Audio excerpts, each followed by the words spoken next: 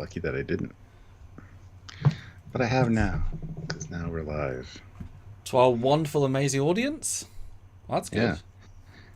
And as you know, Samuel, it's Wednesday, which means there was a new episode of Kenobi today, episode 7, the conclusion, and it was so epic. Yes. We're here to talk about it today. Yes. I mean, spoilers, of course, but when Mace Windu showed up, I know. I was sort of waiting for it, and it didn't disappoint. You know, he came in, purpled it up. Wasn't as nice as I thought, but I think Samuel Jackson pushed for. I was too muted in the first 3. If I'm not swearing, I'm not acting. And so it was a slight shift in tone, but he did just get thrown out of the window, so I can, you know, all his friends got killed. So I can see the pissed offness.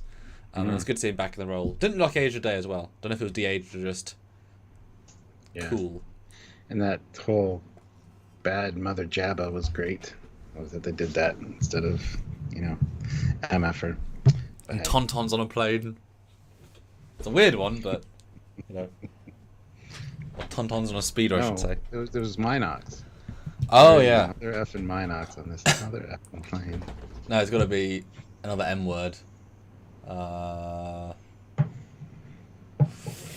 an M word for a ship? Merchant vessel? Yeah, get these mother effing Minox off his mother effing merchant vessel. There you go. There you go, yeah. That's good. Chewing on the power cables. Yeah, I mean, doesn't help anybody.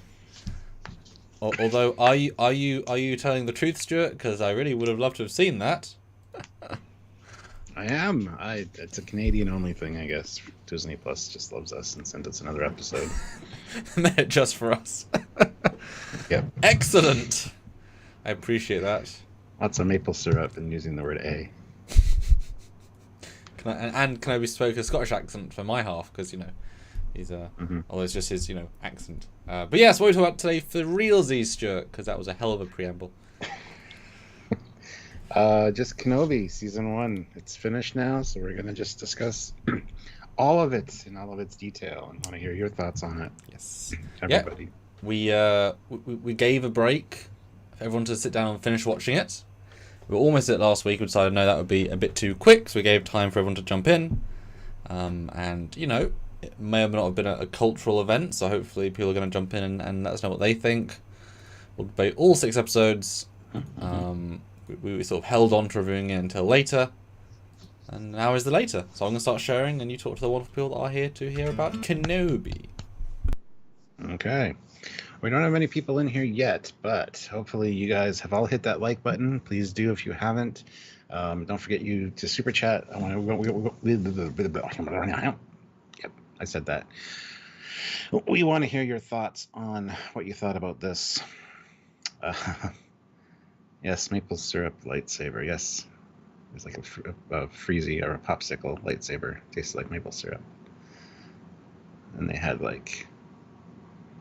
Never mind. I'm just going to stop talking because I was going to go somewhere where I shouldn't. Anyway, we want to hear you guys super chat in with your thoughts on this series. If you liked it, if you hated it, if you loved it, and what if you want to see more, if you want to see a season 2. We want to hear your thoughts. We want to. So also clicking the links down below to the TeePublic store and all that good stuff. And also make sure that you check out the join button as well. You can help us on a monthly basis that way, or heading to Patreon/Trekyards is another way to help us on a monthly basis. Or, you know, just hit like, make sure you're subscribed, click the notification bell icon. You know the routine. In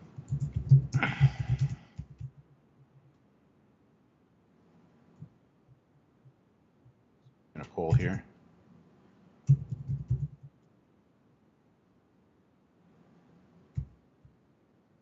But yes, and make sure you vote in our polls and stuff like that. We want to hear your thoughts. It's kind of important that you guys contribute and help us out, even with just viewership and sharing this around. All the ways you can help means a lot. So if you can do that, please do. Just letting you guys know too, I have a massive headache right now. So it's so bad, my eyesight is blurry. So that's Jesus not a good Christ. thing. I did take some medication for it. That sounds more like migraine than headache. Migraine, yeah. Well, I used to get cluster headaches a lot, which are even I remember you. I remember you having them a couple of times. different than a migraine. But this, Oh yeah, this just feels like a migraine right now. So I don't know why. It started like an hour ago, and I took some medication, and it's still not. It's still kind of hanging on. So anyway, that shows how much he loves you guys. Right.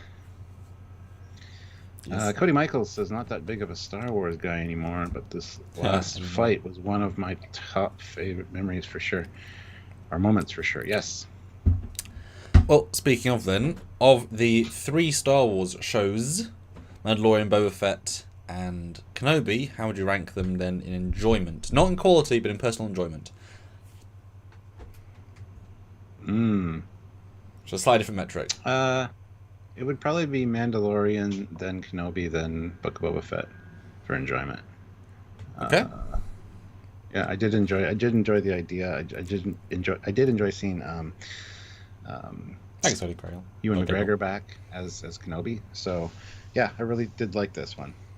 But it wasn't really necessary or needed, but hey, it was kind of cool. I mean, it was needed, just a better story would have felt more needed. Does that make sense? Because it was necessary to see him in between while you have the actor available before it looks too old. Yeah. But this is not necessarily if you're going to do one story. This is not necessarily the story any of us would have picked. Yeah. Which is a good way to put it. Yeah. Which is why Mandalorian's kind of the opposite. It's not the story we thought we needed, but then, damn, it works because it's a story that we now then realise we needed after we saw it. Yes. Yes. It gave us Luke Skywalker, and I'm forever grateful for it. And Mark is too, because he got screwed hard by Rian Johnson and J.J. Abrams. And these guys are like, hey, come back and be a good guy. He's like, yes, okay. And even though he was never once on frame in Boba Fett Season 2, he was always on set in full costume. He did the scene first, then the replica man did it, and then they put CG on top of it. So he did every single scene on camera, just not on film, like not as whatever. So he was playing the whole scene, just as a reference for the other guy. That's cool. That's cool. Commitment to him. Just as to be those reference. Just to be his reference. Sebastian throws in €2 for streaming. Despite having a migraine. Yeah. Sorry, like I said, it's my eyesight's blurry, so it's hard to read the screen actually. So if I misread your comment, I apologize. But yeah. Well, okay. And so you did first react to a couple of them, I believe, or did you do them all? All of them. All of them. Okay. I avoid those because I get to talk to you, which is more interesting to me. Unless I'm not going to watch it, I do watch yours. So yeah, now it's complete. Give me your gentle review, and then we'll go into more deepness. Well, I didn't know what to expect going into it, but as I said, having Hayden Christensen return, which I just found out too that he wasn't even in the Vader suit. They used taller guys. So I think he was in it like 10% of the time. Yeah, he was hardly in it, which is just silly. They needed more flashbacks in that case. I was hoping for more flashbacks and stuff with Hayden and Ewan kind of together, and sadly that was very lacking. That one fight scene with the training felt very tacked on and last minute, like, oh shit, we should probably like use him, which was a bit of a shame because going into this I didn't know what to expect. I expected it to be half flashbacks, half kind of modern day, and it just wasn't. Seeing little Leia was kind of cool, but very unexpected. That came out of left field for me. But again, kind of neat. They did a really good job casting her, at least as a lookalike, because they had a picture of Carrie Fisher at that age and her side by side, and it's amazing. That being said, she can't really act that well, but hey, it is what it is. But no, there was a lot of twists and turns in this one that I did not expect, did not see coming. Although that being said, it could have honestly been 4 episodes for me and it would have been fine, because a lot of it felt kind of fillery and stupid, especially the smuggling her out under the coat thing. Just things that didn't make any sense and just were silly. So yeah, it overall very enjoyable, but it still had some issues that, problems I had with it that I wish they would have addressed. So, but at the end of the day, I enjoyed it, and I don't know why they decided to include Liam Neeson for that for just that. I wish he kind of would have been a whisper in Kenobi's ear at times. Have him play a bigger part, but I don't know. They want to do a season 2 now, so who knows what the hell that's going to entail. But yeah, I overall I enjoyed it. How about you? So I think, and obviously you know more about this than the audience does, but episodes 1 and 2 as a let me sit down and actually watch it. And I remember that was one of our busier Stranger Worlds weeks, but I made the time. So I woke up early so I made the time, and it was inspiring to kind of enjoy that for that hour and a half. It felt like a movie. It was a really good duo watch. And then episode 3 is pretty good. 4 lets it down quite a lot, as well as 3 not being as exciting as it should be. Thinking that it's going to build up something. 5 has some good, but also feels weirdly limited. And then 6, they kind of throw in what we needed to see from day 1, but also a weird 10 minutes of we don't need this at the start, where you're 15 minutes in, you're thinking, whoa, all my excitement was wasted, and then they suddenly ramp it up from a 4 to a 9. It's like, oh well, you can do good stuff right at the end. It's odd. I would love to see a movie edit of this where they take all 6, not even hours, but all 6 parts, make them 2 hours 20 minutes. And Red Letter Media, I watched their review yesterday, and joked about the same thing, because there's definitely more than enough content for that. And in fact, you just cut entire subplots out because there's too many of those. But the subplots themselves, while each could be good, none of which are done well, I would say. And so it's a combination of too rushed and yet too slow, which is insane. Most of the Obi WAN stuff after episode 2 is too rushed, but also the non-Obi WAN stuff is too slow. So the focus on just Obi WAN, it'd be a better show. But for some reason they felt the need to cram it full of not Obi WAN stuff. And obviously you can't build new characters without new characters. But when you have an entire episode where he feels like a non-entity, it just feels like a political move, because we can't have him be the hero. And as they point out, Red Letter Media, his entire principle at the start, while I liked seeing, like I said, the first 2 I think was very enjoyable, the entire idea of him being a weak old man that's given up, kind of like Luke in Last Jedi, is entirely wrong. How is he meant to protect Luke if he's lost the connection to the Force? How is he meant to protect anybody if his lightsaber's in the desert? He should be the opposite. He should be training every single day. He should be better than he ever was. He should only get old in New Hope because he got old. So he should have been more badass, should have been more dedicated, should have been more training, should have been really, really full on, almost to the point of too much. So it's the opposite of what it should have been. Especially him being lazy, him being sad is just, well, no. Doesn't make sense. Yeah, especially considering the fact that he was asking Owen, I'm just waiting for signs to him to start showing Force ability, implying that he was probably going to train him. Or, so yeah, I absolutely agree with that, 100%. Because it's just odd, and especially as if you go to the prequels, and again, I've a couple of reviews on this. It was a big deal when they said Anakin was too old at 10 to be trained. That's a big part of why they thought he went to the dark side, because he didn't have that initial young kid training, and Luke was 9. No, he was 10, so he was already too late to be trained in the way that Obi-Wan was trained. So, Obi WAN doesn't make sense as motivations. It's fine if he gets complacent, old, and doesn't care. The entire point of the show is for him to care for Luke. So I don't know why they keep needing to go for depressed, sad old man. I know there's a journey to come for, and then suddenly satisfying at the end where he becomes himself again, and that's why I picked this picture of this end. Him in his robes again was very satisfying. It felt great, but. The Inquisitors are powerful enough to not have him been neutered. They are very strong, especially as they've been killing people all day, every day for years. He hasn't. So you can easily have him doing training, and just because he's not finding anyone real, he can't really stay up to date. So it's an idea for a show that I think came from an ill-conceived point. That said, it's fun to watch, but then when it meanders hard. And it doesn't do them any favours when the middle chapter, I think everyone dislikes the most, when this random guy who don't know sends pilots that we don't care about in speeders that shouldn't be able to hover, that aren't detected early, that get in and kill lots of people, that then they get in when there's no physical space for them and then escape. Like, none of that works. Like, just none of it works. That's a problem. Yeah, and there's a decided lack of TIE fighters in this show. Like, even the freighter, when they were chasing them, they should have had some TIE fighters out there, like, strafing them or something. Well, it's a tricky thing, because one Star Destroyer is plenty to take on anything. That's the whole point. Yeah. And yes, thank God they didn't say, they'll run out of fuel soon, Lord Vader. I know, I was waiting for that. It's like the slowest chase in history. But yeah, TIE fighters are meant to be faster than a Star Destroyer in terms of momentum. That's why you send those out to chase. Even though it's not. There's a whole lot of very odd decisions.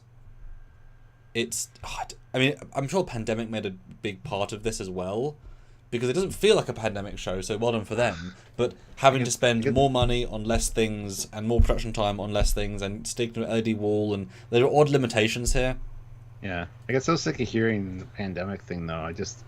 I want to review something that doesn't have that limitation. Like, goddamn. Well, we're getting close. I mean, the UK is basically I know. COVID.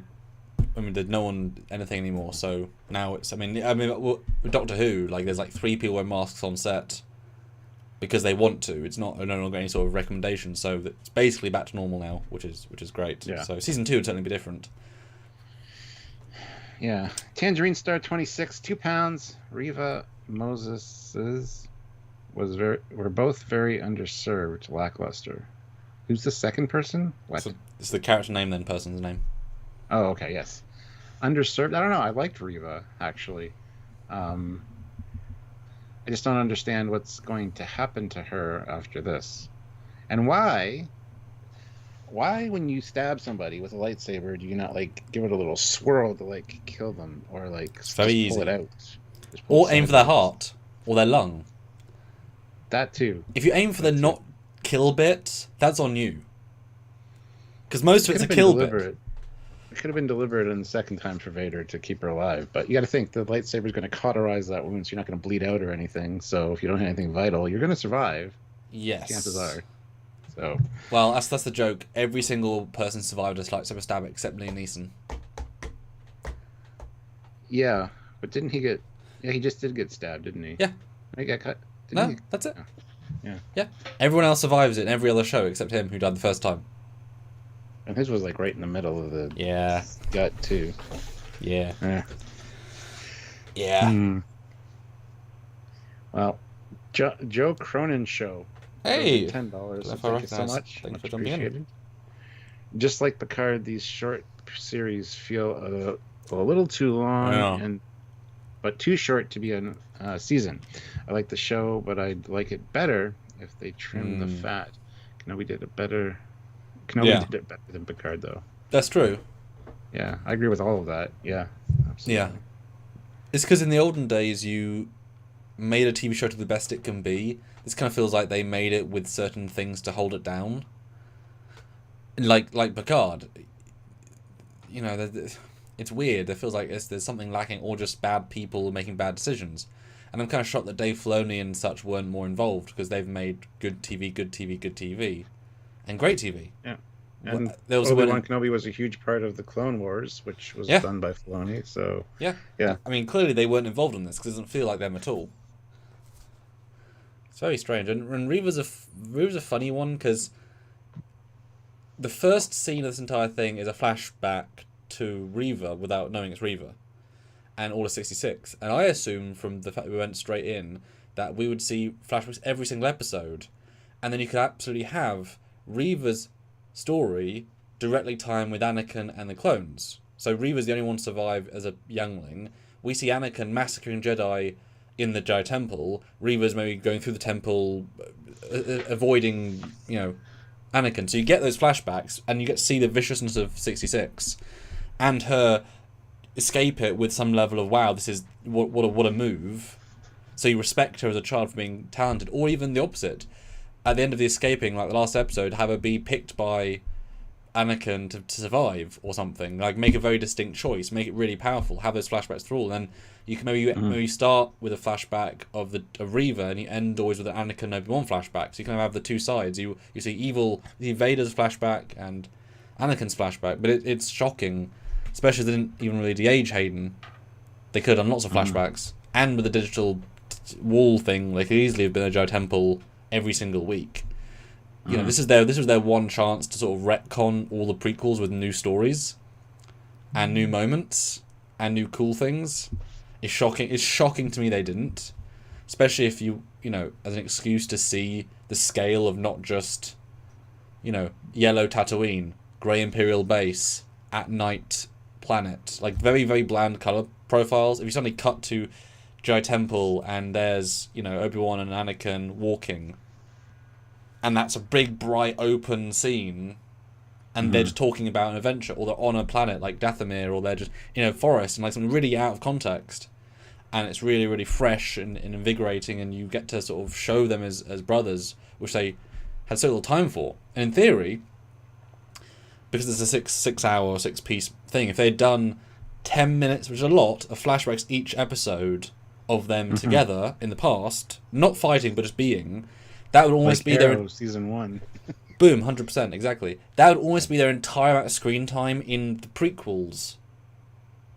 Again, but all character stuff. Because while Mustafar's an amazing battle, they don't say that much. So it's like a 15-minute battle, but the dialogue is very limited. So if you have it all be dialogue, you could entirely rebuild their relationship from the ground up and let them actually act, and say he and Hayden actually act. Not just that, if you base it on stuff happening in Clone Wars, you could show some live-action Clone Wars stuff, scenes from that famous moments everyone loves, in live-action, which you've already got storyboards for. You know they're important beats, everyone's happy, and and then you could like live-action battle droids somehow, live-action clone troopers. Like you could do a lot with it. And I'm shocked. I know that the prequels, they don't tend to show the prequels on purpose, but this is the one show that you do it. You go full in. You know, you got the 2 prequel stars back. You go full in. It's shocking they didn't. You know, I guess pandemic and stuff. But you got LED walls. It's as easy as build the 3D set and play. You know. Yeah, I mean, going back to what you said with the 10-minute kind of recap each episode, or you know, new stuff you never saw. Yeah. The first episode really had a great, you know, condensed version of the prequels.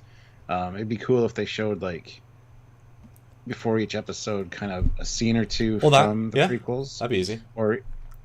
And then during the episode have a flashback scene that elaborated on it, like what happened after that moment, a discussion they had, or that would have been interesting.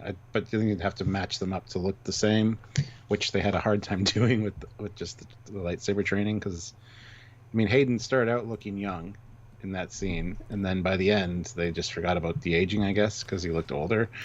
But you know, you could definitely expand on things like that for sure. Because I also think we'd all forgive him not being de-aged in every scene if he's in it more. If he's only in one scene, you have no excuse not to go full de-age and full properly do it, because it's one scene, and it's not a very long scene. I think it's like a 4-minute action scene if you edit it together, 4 or 5 minutes. But if he's in every other scene, it's like, okay, fine, he's not 20 anymore, but I don't care, that's fine. That said, obviously, you know, Disney's Captain Marvel, they made a young Samuel Jackson for every single shot of the film, and he looks phenomenal, and that was 100%. So you could do it. They have enough money to put behind it. I don't know why they wouldn't want to put all the money possible. I mean, you know, if it says, oh, it'll cost $10 more million to de-age Hayden, we'll start. You know, like you know, people are getting more excited about that than a lot of stuff. But that's the thing, isn't it? It's what the fans wanted versus what they wanted to give us. I mean, that's always the problem. And it would be more. See, the idea of this show this season works better if it's a 2-season story. Knowing they were doing 2 parts. First part is the setup, because if you kept showing Hayden, the power of him at the end wouldn't be as strong, or you know the payoff of it. You know, we all lost our shit when he was in the training sequence, because finally after that episode he was in it. Like Luke in Mandalorian season 1, he's in the end, and we lose our shit.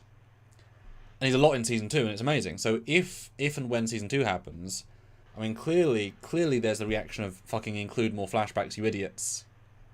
But if now we've sort of set up the players and everyone, they've got a reaction, if they now make season 2 sort of, now we can see the grander journey, potentially. Like, if it made sense from a 2-season arc, or even if the entire show, ended with a flashback, which would be confusing as all hell. So imagine this. He becomes Ben, and he calls the guy Darth, so we've got New Hope, and then Qui-Gon appears and disappears, and then it cuts to black, and then all of a sudden you hear Yoda start to talk, and he says like a little speech, cuts up to Bright, boom, now's Anakin and Kenobi in the Jedi Temple, and Yoda's saying, alright, now a mission to this planet you must go. And they walk along a corridor, go into starfighters, and then go to hyperspace. And it's like, what the hell was that? And they say, starting in season 2. Like, we end with a really well de-aged, really good, like, shit. You know, we ended the darkest place, but we're restarting the youngest place. That'd be really cool. You know? Yeah, absolutely. Kind of subvert expectations with going right, or even like having a 10-minute flashback at the end. Like, we've got to the end, we've got to New Hope. Now get it all the way back and do episode 2 again. It's like, what? Because it's interesting that they've announced the season 2. Well, they've announced they want to do. They're teetering on the real announcement, but they haven't actually confirmed yet. Okay. Well, everyone wants it because they want to fix season 1, or at least do a more interesting season 1. Yeah, man, I don't know. Before we continue, though, 46 people here now, 28 likes. If you're just joining us, hit that like button. Last time I asked for likes, there was only like 13 people here. So welcome, everybody. Make sure you hit that like button, and by all means, chime in. We want to hit our minimum, obviously, so quite a ways away from that. So if you guys want to super chat your thoughts, your opinions on the episodes or the series as a whole, yes, let us know. We do like talking about this. You mentioned Red Letter Media's review of it. I haven't seen it yet, but I prefer the way we do it almost because we interact with you guys. So we're saying our ideas, you get a chance to chime in. So it's more interactive and more fun. Also, they tend to make some mistakes in what they say. Some. They make a lot of goddamn mistakes. Wow. Whereas we can sort of Google things and etc. Yeah. And have you guys help us. Although Alyssa Jericho says, yeah, having a Ahsoka sequence with Anakin. Now that would be logical. Have Ahsoka flashbacks.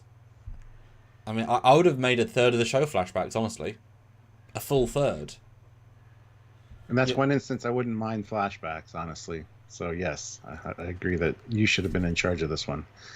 Like, it writes itself. That's the sad thing. This sort of show, it entirely writes itself. You would think. That said, I'll give them the biggest credit for them. That's why I like the first 2 the best in terms of standalones, because it has the most promise and the most forward thought, like forward momentum. I love using Leia, not Luke, because obviously Luke got focused on for 3 movies. Yes. So swapping that for Leia is brilliant, because we're forced not to see Tatooine, we're forced not to see Owen, even though we do, but like as another thing. And we get to see Leia, never seen her before. It's great. She does a great job. She's fun. You care about Alderaan now when it gets destroyed. Well, exactly. Yeah, exactly. 100%. It is 1,000 times more interesting now and sad. And obviously, it was always good to see the prequel actor come back, playing the dad, because we never saw him in the first. Jimmy Smits. Yeah. Never saw him in the first film, but he's allowed to reprise every time, and he keeps aging, so he gets more progressively the right age every time we see him, because they're not going to stop bringing him back, because he's like now the face of all the films. He's been the most like non-mainline anyway. So that was a great choice, and the Reva stuff is great at the end, but they should have revealed Reva's storyline like episode 3. Yes, I agree with that, because it's a good idea, but earlier, because otherwise she just kind of spins the wheels of one note for a while, which is weird. And I also and you tell me if you agree, I don't know if you will, as a filmmaker too, I understand the idea of filming all the lightsaber battles at night, but to me that makes them look so sort of dated in 5 minutes, because they look kind of ugly. I get what they're doing, but I mean, in the Reddit community, they compared to Mustafar battle, like that looks fucking grey in comparison. Like, it's colourful, it's bright, it's energetic, it's light. This is like, yeah, some dark people in a dark environment. Both scenes are in generic, boring backgrounds, that is flat, plain, like as in just flat colour, rocky. Whereas if it was daylight with a forest or a planet or an alien world, like it's just so visually one note. What do you think? I do agree, and I did go back and look at the original footage from Empire Strikes Back, and there's no glows off those lightsaber blades, which I like both versions. Honestly, I do like the reflections off of Vader's suit at night. Having one battle in the dark is fine, but yeah, to have all of them is a little bit much. Um, I don't know. I'm kind of torn on the lightsaber thing, but which effect I prefer, honestly. But the dark really showed it off, I think, and it falls in line more with a lot of the comics and stuff you see, where you see the glow off of Vader's suit every time there's a lightsaber flare up or a fight. So I did like that, but I don't know which I prefer. And I agree that there should have been more than just dark lightsaber fights with those two. The one with Hayden and Obi Wan was, brightly lit, tower. So that was all right, but yeah, I don't know, man. And speaking of David Hirsch, the guy in Aurora, Ontario, that has all the collection, the dentistry office. He just messaged me today. He bought those two screen used lightsabers that they used for Obi Wan. He's got pictures of the ones that complete with the glowing tube as well. Oh. So yeah, I'm looking forward to him getting those. Wow. And then I will go and visit him again because he's quite a collector. So yeah. yeah, There were two You'll have to make a time when you're down to go visit him. I mean, yes, to hold a real Episode 3 lightsaber would be nice. I'd like that. Kenobi lightsaber. Oh, wait, hold on. Yeah, What? you got the ones from the series. How? But from who? Why would they sell them? They're still making... Well, what? He didn't say. He just said that he's... So he he's knew a just bought them. guy... So they fell off a truck and he knew a guy. I Oh, thought he you knows meant... guys. Because I thought you meant... Because they did sell an Obi-Wan Revenge of the Sith Kenobi lightsaber at the prop store auction like last week. And that was up, and I assume you meant that one because that was, for sale. That's the ones from that picture. That he Ooh, bought. send me that picture. And that picture. And then that was the fight scene. So Oh, he that bought picture those needs you. ones. Yes, dear. Thank you. Well, that's a hell of a buy. Jesus Christ. Yep. Well, that implies maybe not doing a second season because No, they just make new ones. They always do. they cost a lot. I know they do. I mean, it seems But wasteful they to... just sold them, so they're going to make more. They probably sold them for more than they took to make them. Well, I hope not. I mean, because they... Oh, as your friend paid a ton of money. Cool, okay. And you bought both, you said? Yeah, we'll send you the conversation. It's not very long.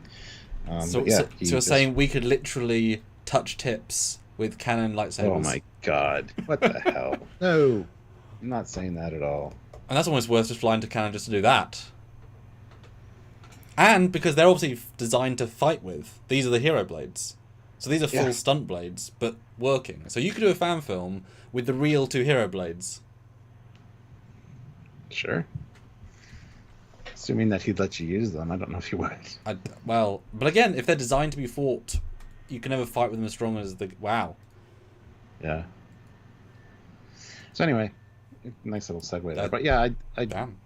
I do like the glows off the lightsabers, and the dark environment really highlighted that, and I think that's what they were doing by using the dark environments. But it definitely didn't need to be all of the battle that was that way. And it works better for Darth because he reflects. His armor is by definition any color hitting it accentuates all of it. But Ewan, and it was clearly obvious, but for some reason both fights, his hair that's quite long going in front of his eyes so much that it could be a stunt double for lots of the shots. What a weird coincidence, his face is obscured for half of the fight. And then you didn't get the acting, whereas I was thinking about the prequels, they're so clean and you see it and you appreciate it. And these fights are far more kinetic in terms of like raw power, but shooting at night is so limiting. So limited, and you can never save the footage. Someone was saying that the footage will never look any better because the way it's shot, if it's being lit by only lightsabers, the way cameras, so the way cameras take light is different to film, is different to eyes, and it burns in certain values in how the data works. So hues of color burn in certain values in camera lenses. So blue especially it burns highlight detail away, and so like that's why the fight looks a lot worse in terms of quality, because they're obviously filming all these settings, but the blue's also corrupting in essence a lot of the lighting data, so it looks like shit in some shots compared to how it could look. If it was just brightly lit or an alien planet, it'd be really nice and crisp. So it's a weird, it's kinetic, but also I keep looking back at prequel fights now and thinking, damn, they look nice, because the blades they never made light, and therefore that's how lightsabers always worked. This is now unique in terms of live action. This is never how they looked ever. And so to see Hayden always be very, very blue is like, but you never want to look like that in all of your 50 years of life. It's weird. And Chris Gwillem says, sorry, Ewan was allowed to keep the fighting props. They have the standing there having the lit props. They have different versions of it, so... Yeah, I mean, I'll have to ask him where he got them and when, but... Because if you're buying the one of one, that's going to be like $300,000, $400,000 potentially to a right investor. Especially if the show just came out. But if you make 20... They have like 4 or 5 or more, for different scenes. There's a great moment in one interview Ian did years ago where he talked about Revenge of the Sith, and he said that after every single take, they damaged their lightsaber blades. They had to get a new hilt and blade. Because they were actually hitting them, and they weren't strong enough. Every single take, it was a new blade. So they went through... They literally had a guy with a cart who gave them fresh blades and fresh hilts, depending. So they used hundreds of these things. So, they would have multiple versions. And I was watching obviously, it's been in the news recently, as it were. So I watched some stuff about Luke's hilt, and they were saying there was 3 versions in Return of the Jedi, depending on what he did with it. There's the on his belt version, there's the lit version, there's in his hands version, and they're actually all different for some reason. They're all different designs. And so there is no one version, because depending what you look at, it's different. And it's like, you idiots, make one version. Stick with one classic version. Because it got better in new. Definitive version. Yeah, so there's a lot of flexibility with that as well. Yes, Matt Ball, that's what I'm discussing. We were just talking about that. So, if I was to ever film a lightsaber fight, a proper one, I'm also wondering, well, would I go for the more classic look, which is all of Star Wars ever, or interactive lighting? Because your brain's trained not to see it's not there. Can you add some interactive lighting in post? I mean, you can. It will look... I mean, that's what they did for a lot of stuff. Not super bright, just a little hint. Yeah, I don't need it as bright as they had it.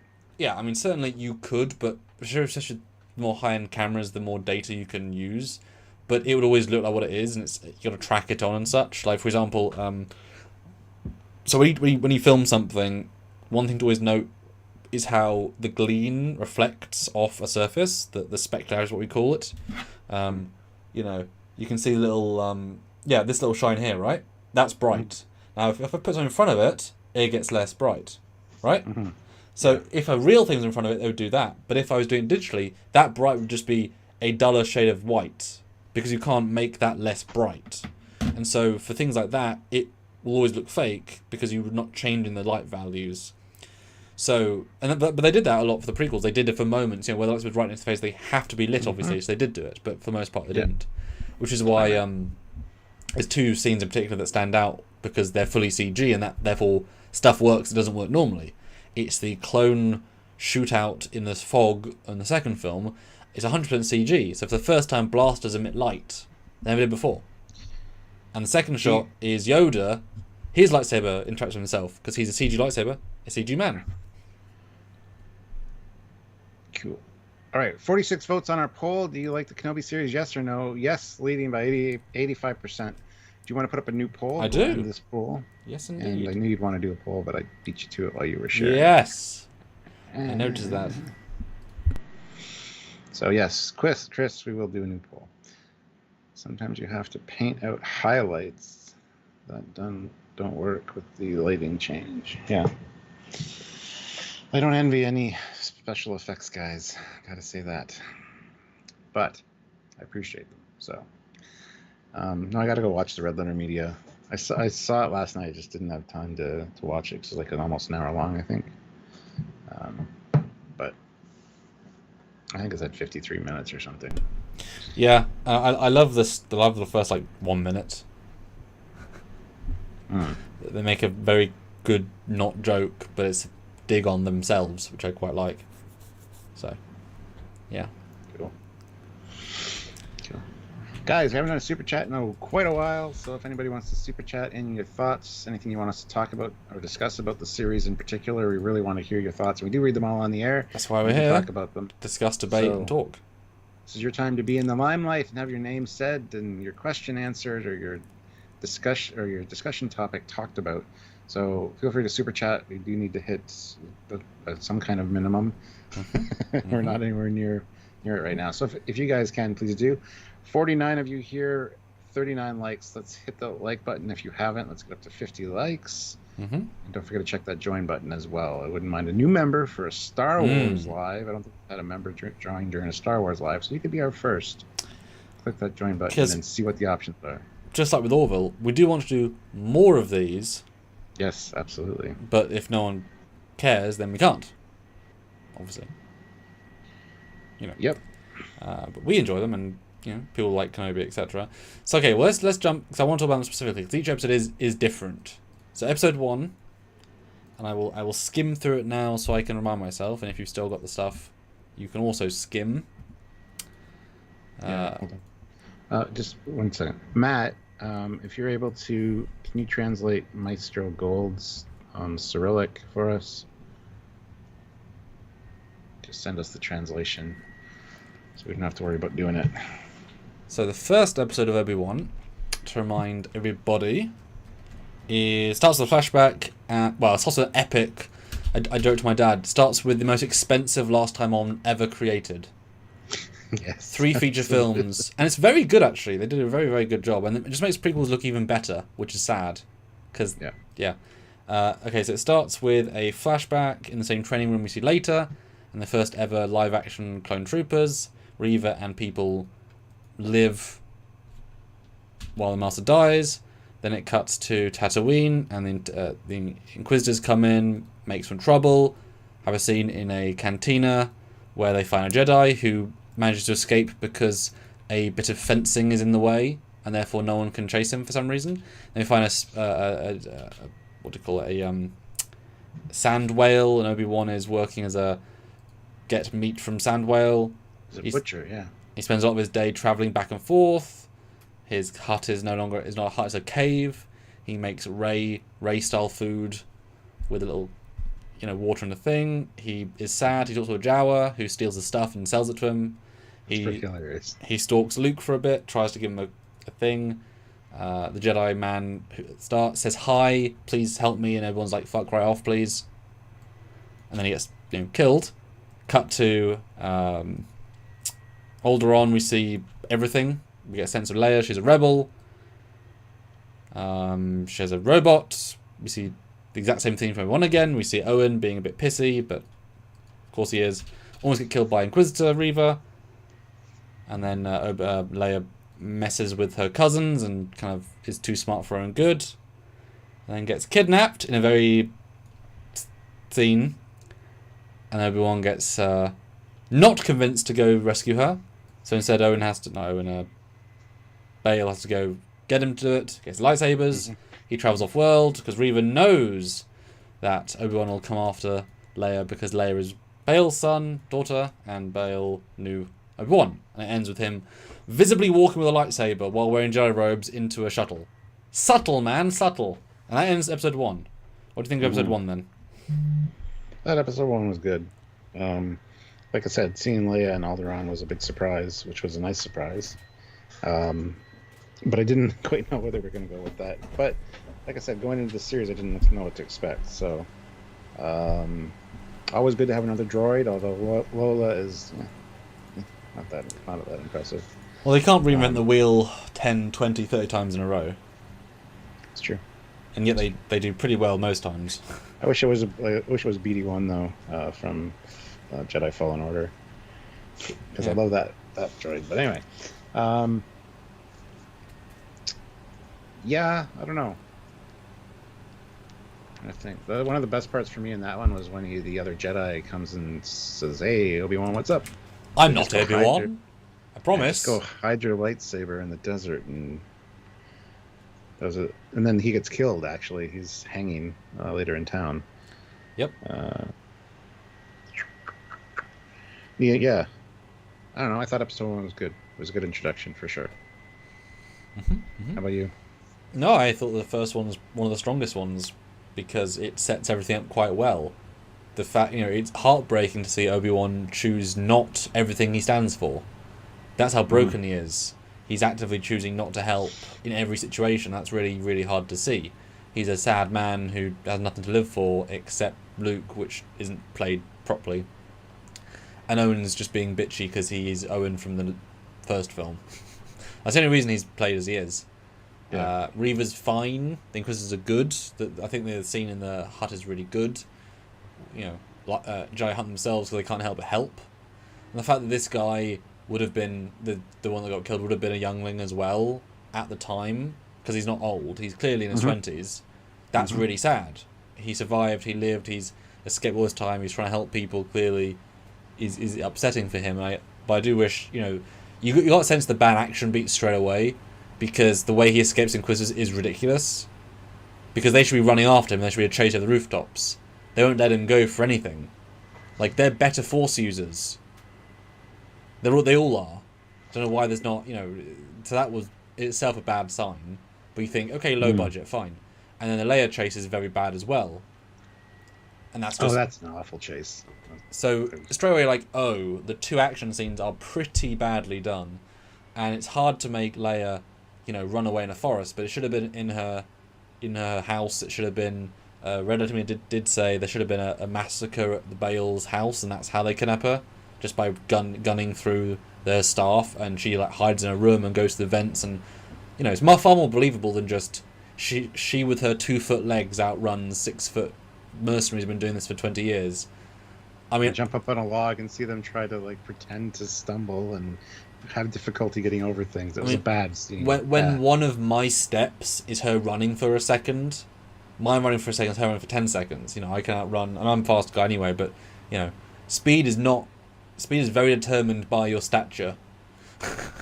I'm not that much taller than Marie, but my walking pace is significantly faster than Marie. And I'm only a bit taller, because she's quite a tall lady, but I've got a significant... You walk fast. I do, but I have a long stride. So I've just long legs to my proportion. And Nick Cook from Scotland, he's nowhere near as tall as me, and that my gentle walk is his fast walk. Not even close in terms of that. Certainly when I have kids, I'll certainly be, challenging them to run away from me, see if I can catch them like Obi-Wan, Kenobi, and I'll probably catch them in seconds. So those weren't good, but you're thinking, okay, they've fresh starts, a new team, fine. But there's a lot of good stuff as well, and I like Bale communicating with them. I like him coming in person. It screws up distance and time, because you always got a sense that travel was quick in Star Wars, but it wasn't instant. But there's a scene in the last episode where it takes 45 seconds to go across the galaxy, and which totally neuters the idea of Luke being a backwards planet at the edge of space if you can get there in 20 seconds. Distance means nothing at that point, especially as part of Star Wars lore is that the outer worlds take a while to get to. That's why they're not given as much resources. If you can go between them in minutes, then you could literally bring Tatooine water 15 times a day. So there's a few time and space things. I do not believe for a second that Alderaan, a height of power close to inner core system, is same day travel from Tatooine. That entirely breaks Star Wars, and it's clearly same day distance. He just had the conversation and talked to him the same afternoon is how it's played. So they needed more time to travel ratios to let Obi-Wan sink into the darkness more. Let the Inquisitors come in the third scene. These things are important. So there are a few of those things that they just misunderstand the universe, which is weird because surely they have advisors that understand the universe. So it's weird that they don't get certain things just correct. Whereas as a fan filmmaker, I'm like, I need to research this to the T. Everything has to line up perfectly, otherwise what's the point? So it's weird to see them just make... what do you think about the travel stuff? Did that occur to you? It did occur to me. It always bothers me. But that being said, it's more loosey-goosey with Star Wars, because different hyperdrive numbers indicate different speeds, faster speeds, and there's no real sense of time ever portrayed in Star Wars, honestly. So it didn't really bother me that much. But yeah, the fact that Bale got to Tatooine. Oh, Jesus Christ. Tatooine and Alderaan are 50,000 light years away from each other. There you go. Yeah. So he traveled 50,000 light years in one afternoon. He's got an expensive hyperdrive on his ship. What can I say? I get he took his big ship, but fucking hell. Okay, now Coruscant. So, yeah. Okay. Yeah. Do you think Coruscant is bit, further or closer to Tatooine than Alderaan? Coruscant. Further. Or... Further? Okay. Oh, yeah. Yeah, I would think Coruscant's further as well.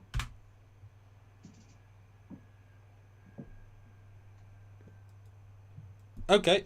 They don't know. But they know how long it took Darth Maul to get there, apparently. Apparently it took him 7 hours to get from Alderaan to Tatooine, or Coruscant to Tatooine. Well, Lista Jericho says so 5 hours apart. So 50,000 light years. The hyperdrive is 10,000 light years an hour. Is that the thing? I don't know. I haven't researched it. Oh my god.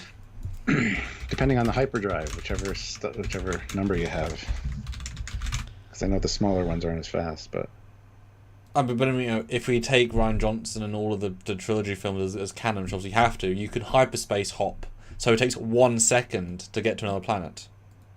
Not even minutes. 1 single second to jump to a whole nother planet, a whole other system, a whole nother area.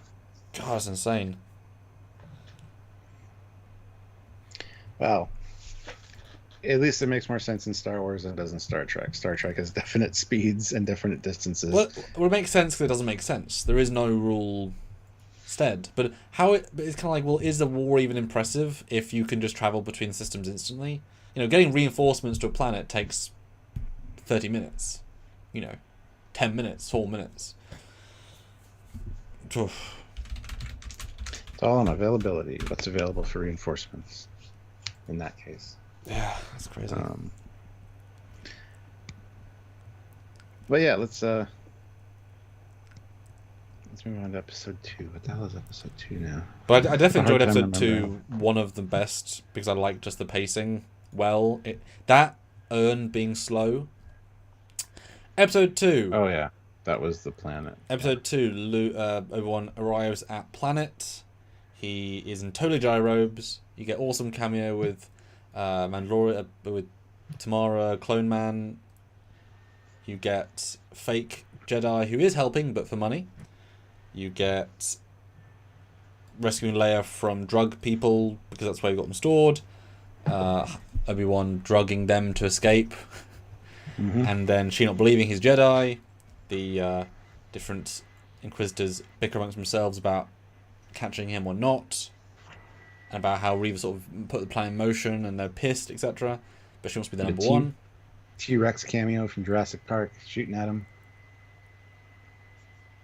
Okay, I'll get there in a second.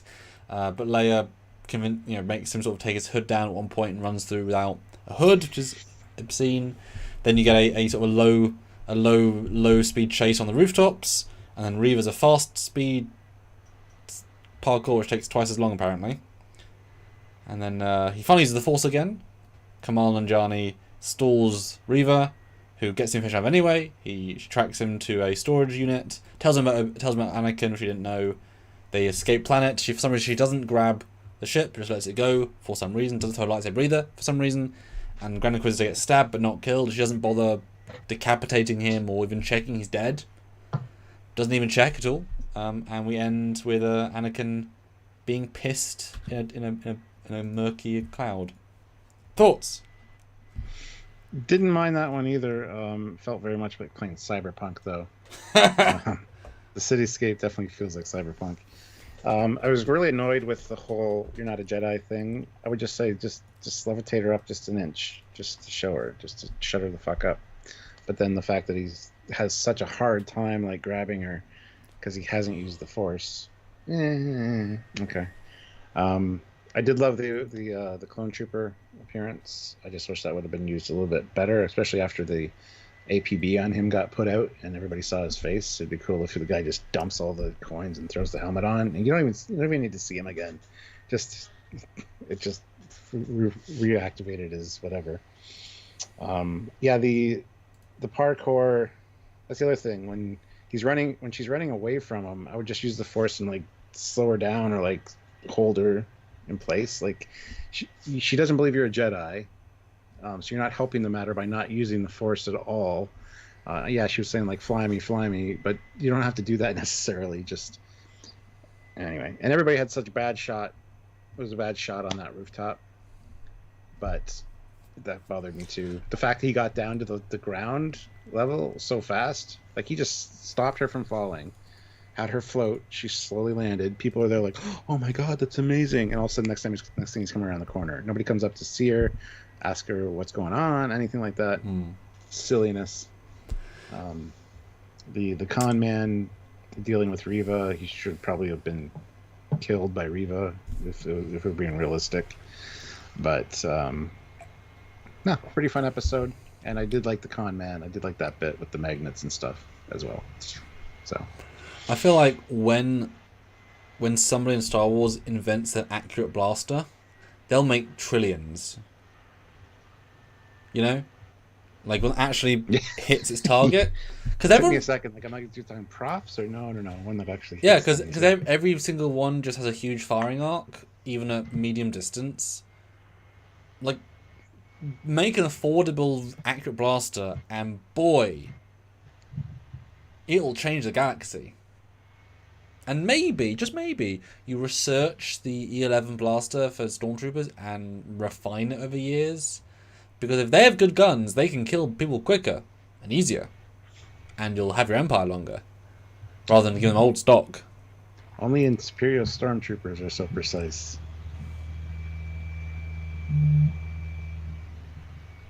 We should redub that and have it be Clone Troopers. Have it be like, that's the last 3 guys that fire first. Because they're pretty damn accurate. Yeah. Oh, I just had a sad. Okay. We got to know Owen and Beru a bit better, and then they get charred up in Star Wars. They just get burned to death. It's a pity they didn't get stabbed through the heart with the lightsaber. They could have come back then. Or sliced in half. Yeah. Maybe they got blasted first, because, stormtroopers are in... I didn't miss a Tangerine Star, I just forgot to read it. I'll get to it in a second. Maybe they blasted them because they were precise at that moment with the Jawas and stuff. Maybe they're high on one of the drugs. Burned them. Yeah. All right, I'll get the Tangerine Star 26, 2 pounds. Thank you. Not enough featured droids or creatures to populate. Not to populate the world. Well, episode 2 is okay. It's just the other ones, but yeah. Although the Jawa scene in episode 1 was one of the best scenes. That was very well done. Mm-hmm. So episode 2 I liked a lot because it feels like a great upping the scale, and the fact that he's already doing something off world felt like momentum. A lot of story happened in the first 2 and then sort of stay still for a while. And also I like how he's doing everything except Jedi stuff for most of it, which is why it's powerful at the end when he does use Jedi. He gets out of all his fights with hand-to-hand just punching. He gets out of his the cell with the gas, the drug. That's great. Those are all smart ideas. He's so rusty. He's using just street smarts, and that's good. I thought the Kamal was great as the fraud, although boy, riskiest thing to be. Because if these guys have been entirely massacre genocided, one Inquisitor coming will kill. Whisper of a Jedi. Yeah, I mean, no one knows he's not real. I mean, that's the balls on him. Seriously, they underplay that massively. But boy, well, it would have been nice if he had like a lightsaber in that scene and end up being like a hot dog dispenser or something, or like a lighter. Because he should have had lightsaber, shouldn't he? If he was a Jedi, they could have played into that bit more. But then having Obi-Wan then talk to him was great, and just the scene was really fun. Although they play it a bit odd with is he a good guy, is he a bad guy? They don't really want to commit vibe-wise, even though he's clearly a good guy. So they're a bit weird with that. Because I don't even know if he was actually going to... If he was double-cross them until the end, because he felt like he was, even though he wasn't. It's weird. I did like the whole, when he saw his picture, he's like, oh, that's a shame. We had him. Oh. Yeah, that's such a bad guy thing to say, though. But he's a good guy, but it's a funny line. It doesn't... Yeah. It's weird. But... Yeah, the action again is not good. The rooftop battle is bad. Kenobi's bad. The lightsaber fight is bad. Like all of that stuff is just bad. Is of a low grade. Boba Fett was better. Mandalorian was a ton better. This is going down the repertoire. And I like he's using a blaster. He's not great with it. Fine. But if you're fighting a mercenary, they're better than you. They trained with blasters their entire lives. Mm-hmm. You're a guy that said blasters are crap. And if you avoided people for so long in the desert, you're shooting Womprats maybe, or shooting sand. I mean, what are you shooting, you know? So, like, it would have been funny if you had to pick a blaster up and say, oh no, not one of these again, and used it and was crap. Like, you could have played into that as a concept, etc. Mm-hmm. ISFJ went at 10:09, $5. Thank you so much. Boom. Thank you. I like that they used Owen and Beru from Revenge of the Sith. Yes, absolutely. As if they care about visual canon. Like, even hiring the same people. Yeah. What's that like? We don't know in Star Trek. Most of the time, right? But that's something else you mentioned I didn't like.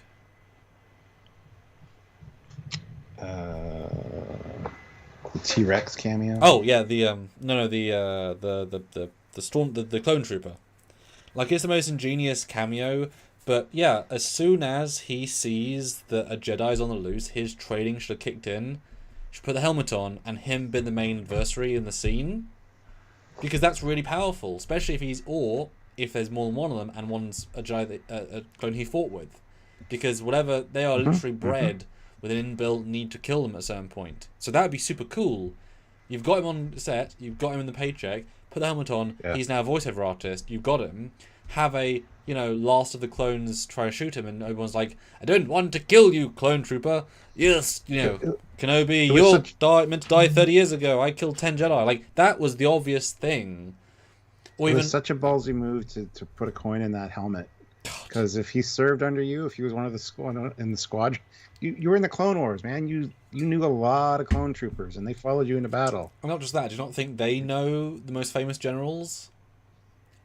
And do you not think that the clones are the first battalions to be sent after Jedi that survived? Do you not think there'd be a bulletin in the board saying, just so you guys know, Terry, Berry, and Derry didn't kill Obi WAN, so Denson, Benson, and Jensen are going to go after him. All the squads have similar names. That's their thing. But it was such an obvious move for you have those initial bounty hunters on the rooftops, right? Failing to hit. And all of a sudden, he gets burned through his brain. The clone guy comes up with his blaster, which he's much better with, and everyone's like, oh, he's a better shot.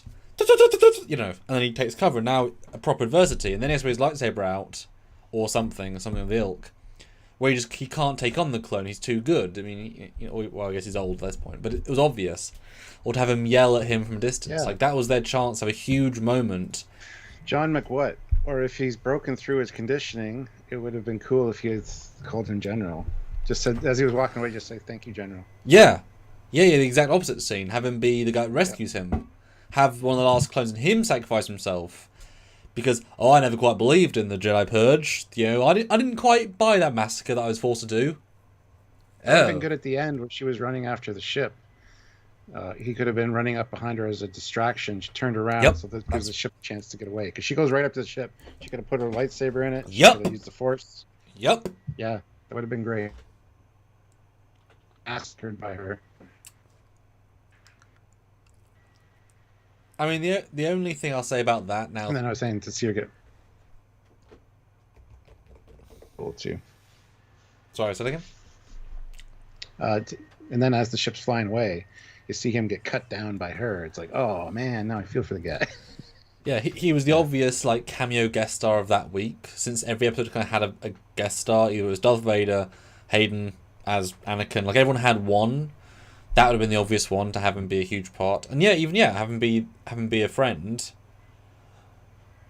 Go through the whole story, sacrifice himself at the end would be really poignant. But yeah, I can now see maybe why Reva didn't take the ship, because she needs him alive. Because if he's dead, Vader might come in, be pissy and walk away, but him being alive means he'll be focused. So she can't stab it because it might crash and blow up. I mean, you can't always survive a crashy, blowy uppy. So I guess letting him leave and catch him again. But if it took 10 years and he's now in your grasp, you don't just let them leave. And that said, obviously, Vader could catch a ship, she necessarily can't, but they're Inquisitors for a reason. And it would have been great if they'd said in that first scene in the bar that Reva has no force powers, really. She's she's mediocre at best. She's a great swordsman, but she can't use a force form as anything, and they each have a different skill. That would have explained why she's just limited, because she just isn't good at that stuff. Then she could have thrown it, maybe that worked. Maybe she threw the lightsaber, it hit, bounced off, she grabbed it, and I was like, damn it, I wish I had more power.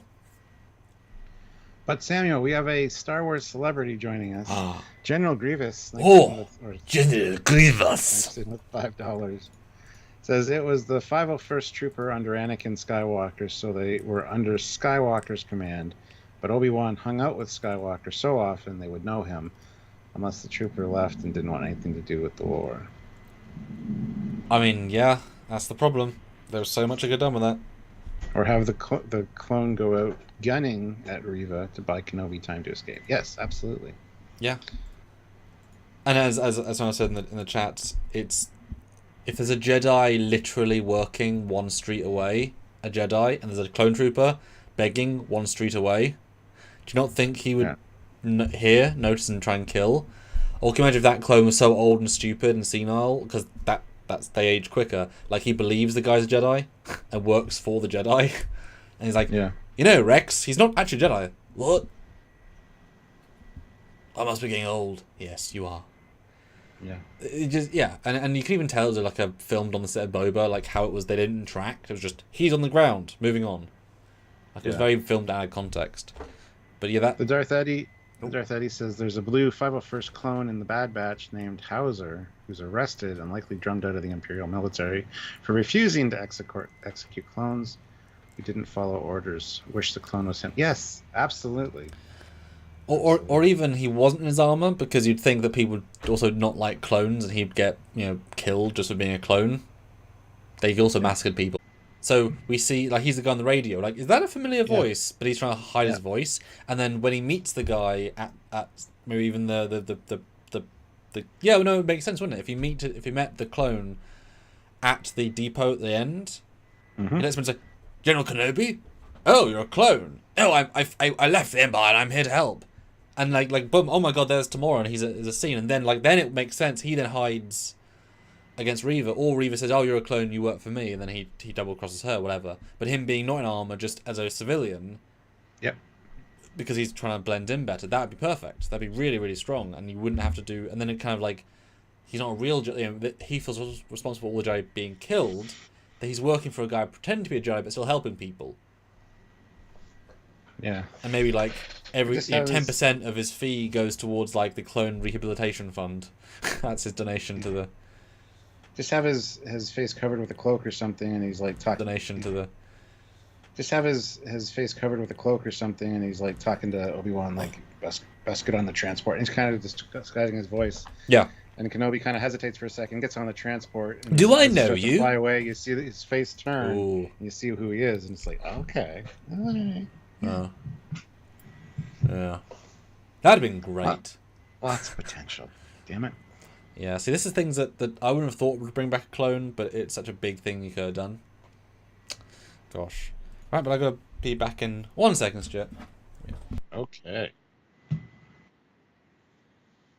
Just do that. And tell you guys, we're at 48 likes. We need another 2 likes to get to 50. Hit that like button if you are just joining us. Thanks to everyone who super chatted. It does say I have 1 new member, but I cannot see who signed up, which is weird. It usually shows that they joined up in their rank. So if that's you, chime in the chat, and I'll thank you personally for joining the channel. Appreciate that.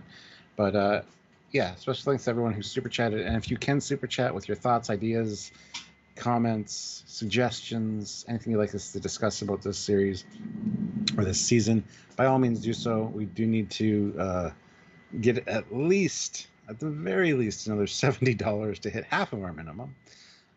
So if you're able to, please consider doing so. Even if it's $5 or $10, it all adds up and makes a big difference. So we appreciate it.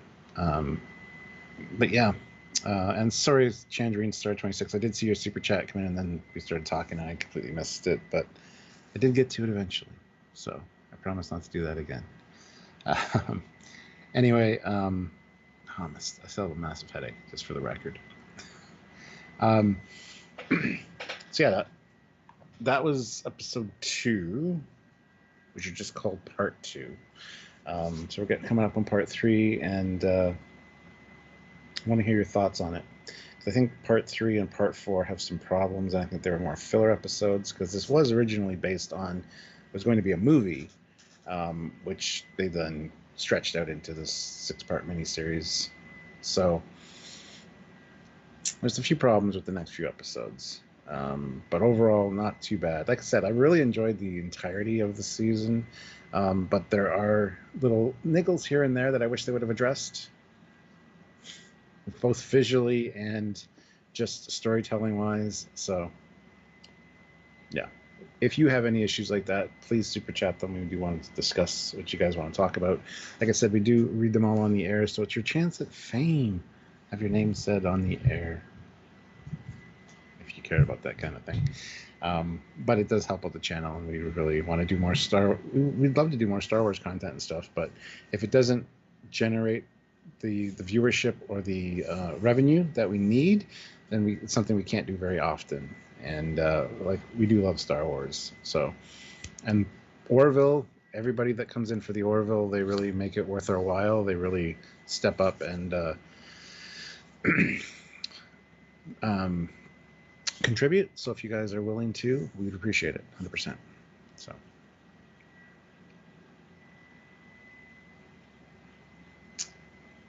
Cody says, don't remember which episode it was in, but I love the Vader suit up scene. I think that's episode 3. Luke 9511 says, this show was a dumpster fire. The stories were horribly written, as well as the character, and this show was just the Reva and Leia show, guest starring Obi-Wan. Yeah, I can see why you'd say that. Yeah.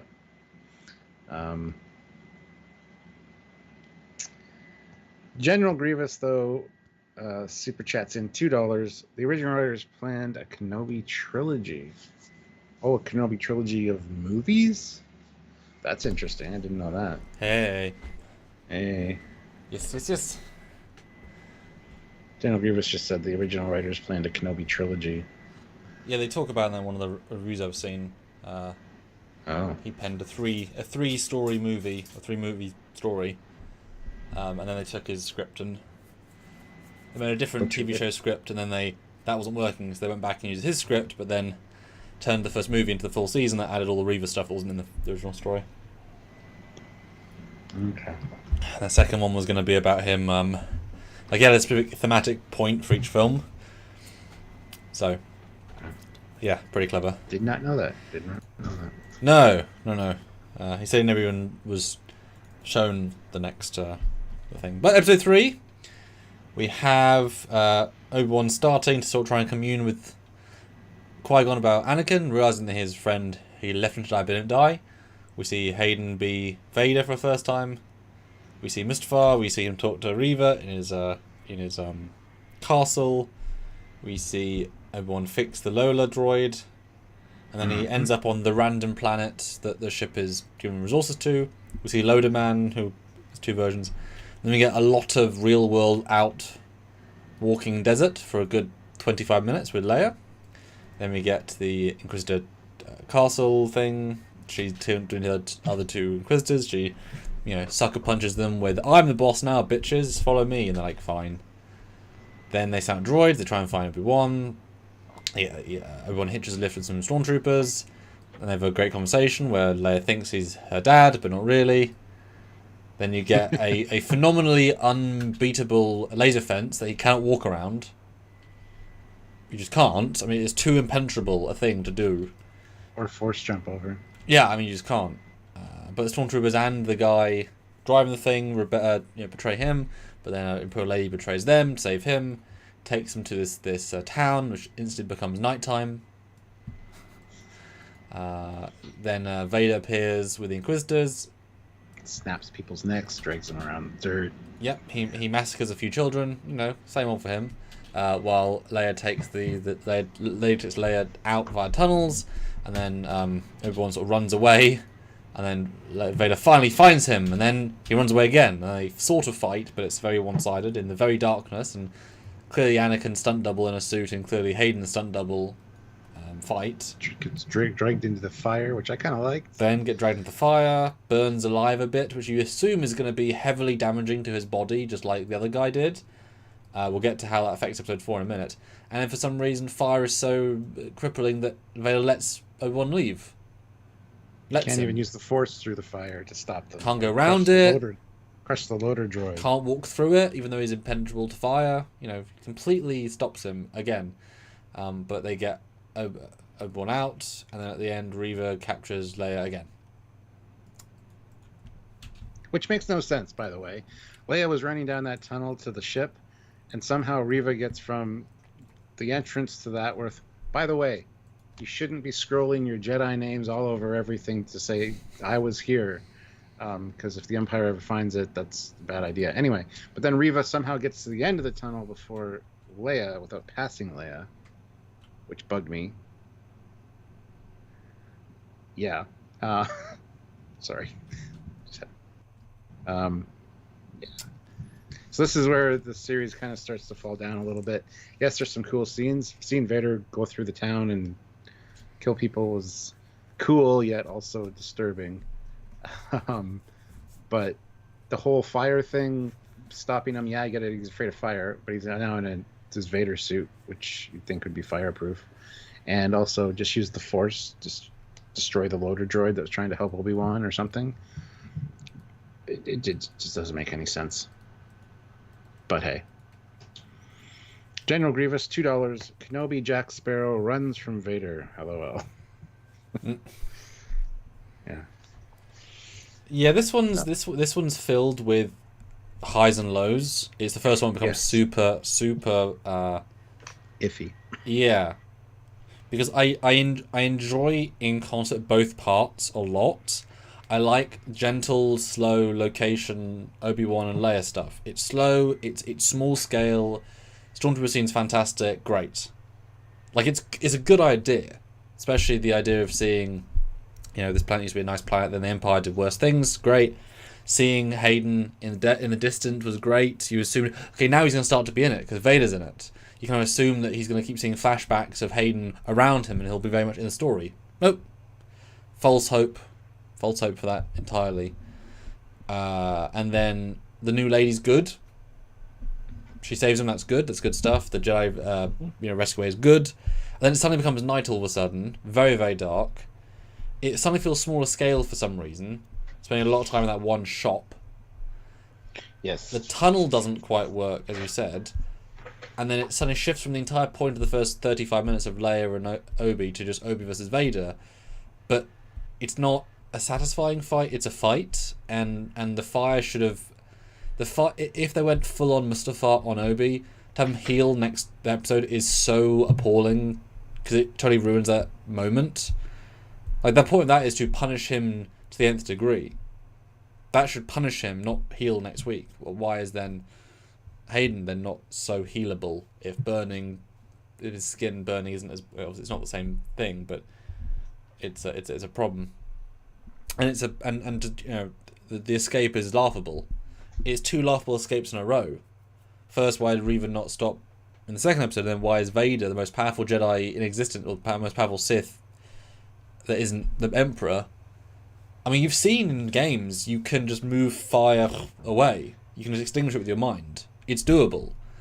So for him just to wait and watch, and years of waiting to kill him, to let him go, he feels entirely out of character, and maybe you argue it's just to see where he goes, but that's not remotely in it. Well, General Grievous says Hayden Christensen said in an interview that in the 3rd episode, Vader Anakin wanted more from the fight, and Kenobi was disappointed as part of the explanation of why he didn't kill him there. He wanted more of a fight from Kenobi, which I could buy. But what if you don't see him again for 9 years? Exactly, and it's never explained. I mean, what you do is you take him into custody, you put him into a prison, and you say, right, get better at fighting, I'll fight you in 6 months. You put him in... Even have a line of dialogue while they're fighting. I expected you to put up more of a fight, Kenobi. Like, this is... I'm not even trying here. Look, I'm using one hand. But because it's so dark, you don't get that vibe necessarily, whereas when you see the Reva Vader fight, that's very satisfying because it's bright enough to appreciate what's going on. So it's a fun fight, and it's fun to see Obi-Wan be so radically weakened, but it's just so poorly shot visually. It's nice angles, but just it's so dark and hard to read. Yeah, Richard Johnson says, as flawed as it is in some places, I enjoyed the hell out of it, and the final battle with Vader justified the whole thing, in my opinion. Yeah, we're not saying we didn't like it. We liked the series, or the season as a whole. Just a few little things that we need to talk about. It's like 50% good, 50% bad, with very little in the middle. Which is weird, because they had a long time to write this. It should be gold, just pure gold. So the fact that it isn't is a real problem for them, because they made it not a good show. They made it an okay show, with some great and some not so great. And it's just because they should have been. I certainly assumed that the first two are Obi-Wan setups. Then the next, and then we're going to see Hayden from then on, and then maybe Vader at the end only. It was shocking certainly to watch it and be waiting for Hayden to appear at any moment. And have not appeared was just like, well, why even bothering? Because at this point, you're thinking, why even bother hiring Hayden back if he's in one distance shot in a cloak? Yeah. 3 in, that's all. It's wasteful. It's entirely wasteful. So, and as an end, it's just so lackluster. The fact that the lady can shoot a tank, goes under fire, and then they manage to run away. Like, just send, like, stormtroopers are designed to have suits that can survive open space. Why can't they walk through the fire? I don't think it's burning hotter than suits can handle. Or go around it. I mean, do you not think the fire has limits? It's not 50 miles either way. Run around. Running undignified, especially for the Dark Lord of the Sith. Yeah, but it's Obi-Wan Kenobi. Have him be a weirdly unbalanced guy. Just for the record, I would hope that you would run around the fire and try to kill me after that long. Because one day it'll come where you want to kill me, and just saying. You better, yeah. If you don't finish me, I'll finish you. That's the deal we have, Stuart. That's the, that's how Trekyards ends, with one of us in fire or the other. Yeah. Cody Michaels. Obi-Wan, I got you a personal trainer and a nutritionist. You get better. Get better at fighting. You've been eating that pure sand shark diet. You need more other nutrition in your diet, man. You're weak, old man. What have you been eating? Oh, sand shark. Yes, I had that when I was a child. Sharks. Yes, Obi-Wan. Yes, Anakin. It's crap, isn't it? It's dry and tasteless. And it stinks it stinks. Just like sand, Anakin. Do you like sand? No, I hate sand. I know. Does it remind you of anybody? Anybody you used to love? Yeah. Don't do it, Anakin. Don't do it, everyone. Don't remind me of her. Yes. General Grievous, $2. Why didn't Vader yank Tala off the ledge? Yeah, I know, right? Yeah. It's very hard to have the most powerful person in the galaxy fight against you. It's a really hard, yeah, it's a real tricky thing to fight. But there are ways of doing it. There are ways of... Every problem, every writing plot hole is them writing in. They could easily have wrote it out, etc. Well, let's go on to episode 4. Yes. Or part 4. I hate that they're all named part 1, part 2, part 3. I wish there were titles to them, but episode 4, A New Hope. Episode 4 is... So, Leia's been kidnapped again. It starts with Obi-Wan fine. Entirely healed. His beard's even back to what it was. Having brief flashbacks with Anakin as if he's seeing him, but again, wasting Hayden. Then we get a big interrogation scene with Leia and Reva. We get introduction of this general guy that I assume is a known character, but he isn't. He's just some guy they invented as if he knows Obi-Wan, who's helping Resistance. Then they go to the Inquisitor base. They know where they're going. The lady gets her way in, bluffs a lot. Obi-Wan swims his way in, no problem. Gets in, no problem. Walks around, no problem. Leia almost gets tortured in a room the size of a planet. I don't know why the room's so big. And then everyone comes in, kills some guards, finds some people in yellow mineral amber. Yeah, in amber. It's just not there for any good reason particularly. Then there's a scene they talk about in Red Letter Media where the lights go off and he uses his lightsaber to kill some stormtroopers. But for some reason, when he hits a stormtrooper, his lightsaber bounces off them. Yep, I made the same comment when I first talked about it. That was stupid. Wish they would have cut limbs off or something. So I guess that armor's resistant because it should, like, it's butter, slice. Against misunderstanding how the universe works, he should be, but you can't have a real blade doing that. So that's why I have to use green screen and CG and stuff, and a fake blade would be a lot easier. So that happens, then they escape. They go through corridors. He finally has some vague fighting skills when he goes in a corridor and deflects bolts, and then fights them, and then the water comes rushing in, and then the stormtroopers get washed away, and then they leave. That was also stupid, though. Him deflecting bolts, but there are stormtroopers at both ends of the corridor. Yep. He's not. A very short corridor. He's not brushed up on his lightsabering, so they should be shooting him in the back. Yep. Just saying. And then the whole water thing bothered me too, because it hit the door as the door was closing. And the next shot, you see the hallway and the floor is dry. Yes. Like, okay. No water got through that, eh? Okay. No. Well, but it's nice Lisa's getting his power back. And also you get Reva and the lady being like, double bluff. Of course I'm a traitor.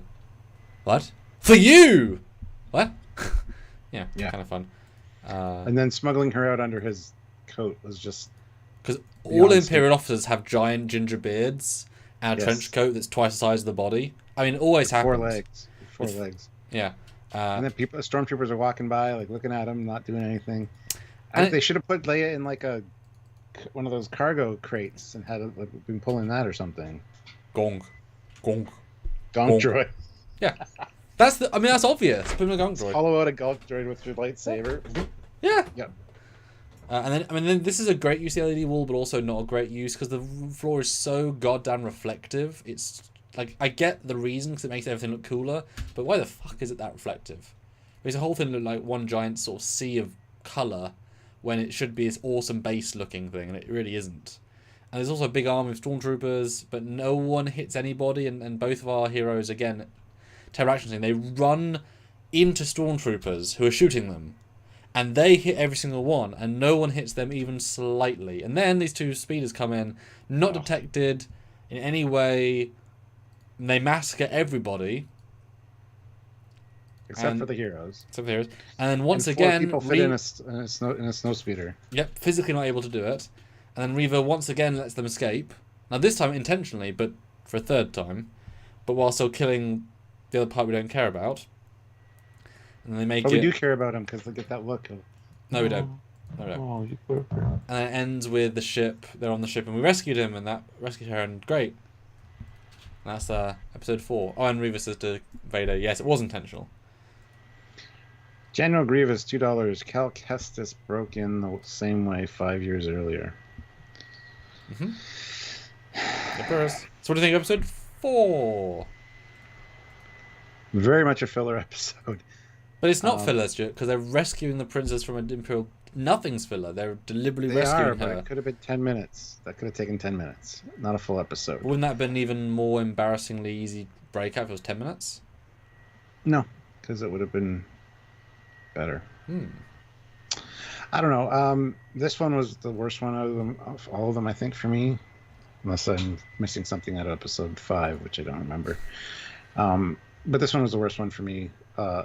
Just because there's so much silliness, the cloak, or the no water in the hallway, her getting smuggled out under a cloak, the snow speeders, the hovering of the snow speeders, the size seemed off on the snow speeders. They looked smaller when they were swooping in, and then yet they were large enough to hold 4 people.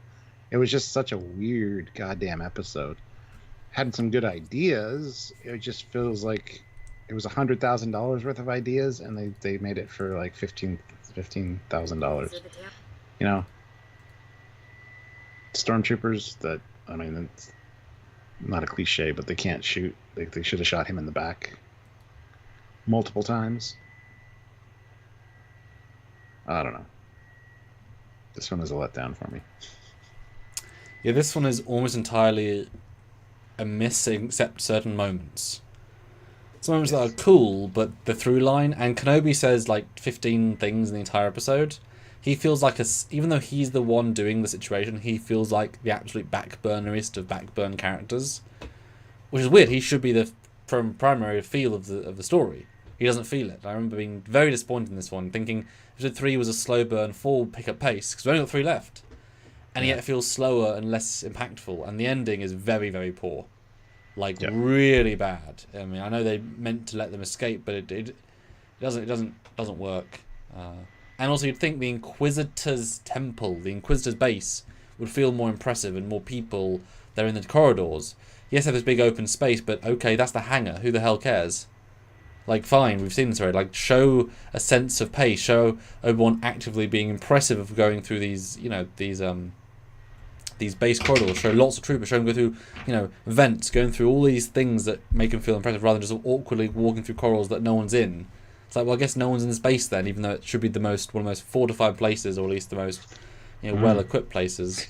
I wish there was an explanation for the Jedi in stasis, or whatever the hell that was. That just seems dumb. Well, it's a thing. Okay. What's the thing? Yeah. And it would have been amazing if Mace Windu was there, or someone we actually knew majorly. Yeah. Like, oh my god, that's where they are. That's going to be season 2. Boy. Exactly. Because imagine if we saw Mace Windu, and he's like, Master Windu, and then that's the season 2 twist, that now he has to go back and rescue Windu, or that would have been the thing. That's the obvious thing you do after all this time, and then you explain why I've not seen him. Oh, because he got found, healed, back to put into not carbonite. General Grievous, $5. Oh, and we forgot where Vader becomes a total softy with Reva after the previous episode. He snapped the kid's neck just for coming outside his house. Well, because he's using Reva at this point. Yeah, so. It works better in retrospect, but it does seem like an odd juxtaposition. He should have hurt her graphically and said, that was your warning. As that was the warning, you beat her up and burnt her flesh. Yeah, that's the warning. Yeah. You know what I mean? That's how you tell a Vader story, especially the dark side users. Pain's part of how they get their power. So can you imagine if he, cut her, burned her right hand, and then he has to wear because it's a show where he is literally evil incarnate in this form. So you can't play nice with that. You can't play basic bitch. You can't play, yeah. And the tracker thing is so done. Especially as you can't track at hyperspace. So the tracker's therefore got to be... Because in the next episode, the freighter's in the same system, I guess? Because if you can hyperspace anywhere in the galaxy in minutes, but the hyperspace was damaged, then they're in the same solar system as the Inquisitor base, in which case the Star Destroyer should be able to detect them from their own sensors. Why do you need a tracker if they're in the same solar system? You shouldn't need that. But if they went to hyperspace, dropped out somewhere else, then it has to be close enough for the scanner the tracker to detect them. But how far can a little micro thing inside of this droid? I don't think her range is 50,000 light years. So what was the point of a tracker if they're not tracking them anywhere? That said, if they can't detect the system, ship entering the system, or the fighters attacking, they have no sensors? I thought sensors existed in Star Wars. Do they not? Are fleets invisible? Have they got lightsabers and blasters and teleporters? I don't know. Or tractor Keep in beams? mind, next episode, there's a Star Destroyer in orbit of the planet, and the ship still takes off, and without any you could probably just go to the other side of the planet before you left the atmosphere. But still, just dumb. Why are there more ships in this planetary system? It's the Inquisitor's base. You're asking the wrong person. I don't know. Yeah, this is the worst of the episodes by far, I think. And it's sad because I like the supporting actress lady. I think she does a good job here. Having to just murder a guy in cold blood in the facility to hold our cover for the extra 2 minutes is good. It's fun. And Obi-Wan growing his power is good as an idea. But I remember thinking, we're 4 in. This is all we're doing, 4 in. Yeah. This should be now leading to the epic, This should have been an episode like 3. Like the first part of episode 3. Mm-hmm. Yeah. But yeah, no holds bar sort of rescue. And just remove the speeders. Because they thought it was fun for us to see them, but if they can hover, that changes the entire, Mm-hmm. And they were called something like garbage, like because we know they're snow speeders, but that's because they were in the snow. They weren't designed for snow. That's the entire point of modified for snow. And Yeah. They weren't running very well. Yeah. Yeah, so they are not snow speeders. That's what we call them. So I think they said in the episode they are like trash collector ships, like literally something really like just utilitarian. Yeah. General Grievous, $5. Nuss was an aquatic moon near Vader's base of Mustafar in the same system. Where were the Star Destroyers that should be in orbit, at least in the system? That's true. That's Vader's home system, which is funny then because I'm it's shocked that Obi-Wan didn't say it's in the Mustafar system. Oh no, shit! I don't want to go back to Mustafar system. He meant, but it was an aquatic moon. Okay. Which also seems very bizarre. That Nuss was the name of the moon. I was like, what? Also seems bizarre to have a water moon next to a lava planet. But okay. Well, you just have that there in case, things get out of hand. Vader can just use his force to pull the moon maybe in and quench the planet. It's like a water bucket near a campfire, just to be safe. Or Vader needs the fire to stay angry, and so it's a threat by Palpatine. I'll extinguish your planet if you don't lose the fire which you were born. And also, someone's triggered me thinking, what about the music? So at this point in the season, I was thinking the music is so generic, I can't remember any of it. And I was like, nothing stands out at all. But Mandalorian, phenomenal soundtrack. Boba Fett, some stuff is good. Nothing in here is even remotely memorable. And it's shocking that these things... I guess we're trying to actively avoid using stuff from the prequels, but this is the time you do include prequels. Because that first trailer came out with Duel of Fates, and it made everyone very excited because it felt like we were utilising their themes. But I think at the end they use the Imperial March once, and there's... But do you know what I mean? Is the music... Would you say anything about it? Didn't even register for me, so no. And Star Wars is very much built on its music. That's a genuinely huge part of the franchise, is the music. It's really not good in this show. And it's the worst of the 3, hands down, of the shows.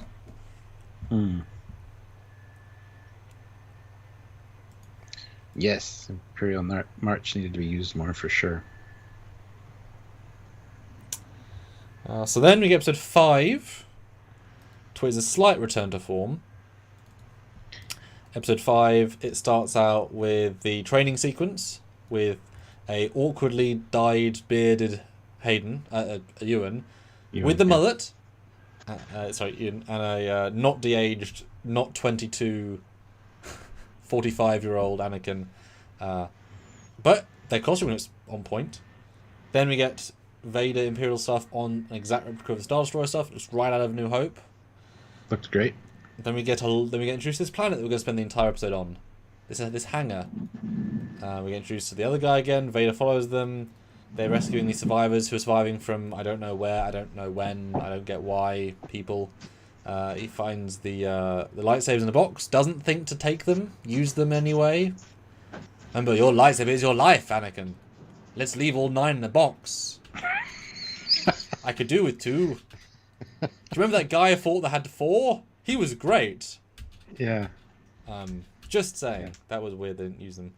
Lightsabers are really hard to get. Anyway. So then he, the Imperials use the droid to block him in. You get an army of stormtroopers shooting the door, which is not hard to get through. Reva's kind of menacing. Obi-Wan says, I will stop them. I will stall them. Then we get a Reva him conversation where we learn she was a youngling, quite sad, quite dramatic. We do get a slight flashback. And then we get to say basically, I'm going to kill you by, obviously logically putting the lightsaber through the door. Why shoot with blasters? Just lightsaber open. And then we get the worst shootout in Star Wars history. 15 foot away, two armies, no one hits anybody. This is the way. So embarrassing. It's worse than a fan film. It's exceptionally terrible, and it's shot like this. I'm watching it, so you can't tell. It is the worst scene in the entire show. It is just appalling. And then there's caves, and then the lady dies, blows up the caves, and then he sacrifices himself again, gets captured, gets sent back into the caves despite the army being outside the caves with big guns and a ship, but he gets sent in the caves. You're making this sound worse than I remember it. Yes, the Vader comes down, menacing, goes to the point in the caves where he was being captured because better to be in a cave with two people than outside a cave with lots of people. But he's escaped, shocking. And so all the people go to the ship, they get in the ship. They don't escape because Vader... Which ship? Because Vader totally grabs the one ship in the bay. Because there's, like, you don't really see a second ship. He grabs it, although who's flying it? Because you need to tell him to fly it. But whatever. Autopilot. Well, I don't think it's an autopilot. There's droid pilot. There's autopilot in Star Wars. I was going to say, it's probably a droid then. And the second ship leaves, which he can't stop for some reason. And they escape successfully. And then he goes... Then Reva tries to kill him. Because he's vaguely distracted. He easily defeats her. Doesn't kill her though, just stabs her in the chest. Learning that he also stabbed Reva in the chest when he was Anakin. Also didn't kill her. So she can survive 2 different stabs to the chest. Amazing. Grand Inquisitor comes back alive and says, "I'm alive!" How are you alive? 'Cause vengeance! Revenge. That's all you need to know.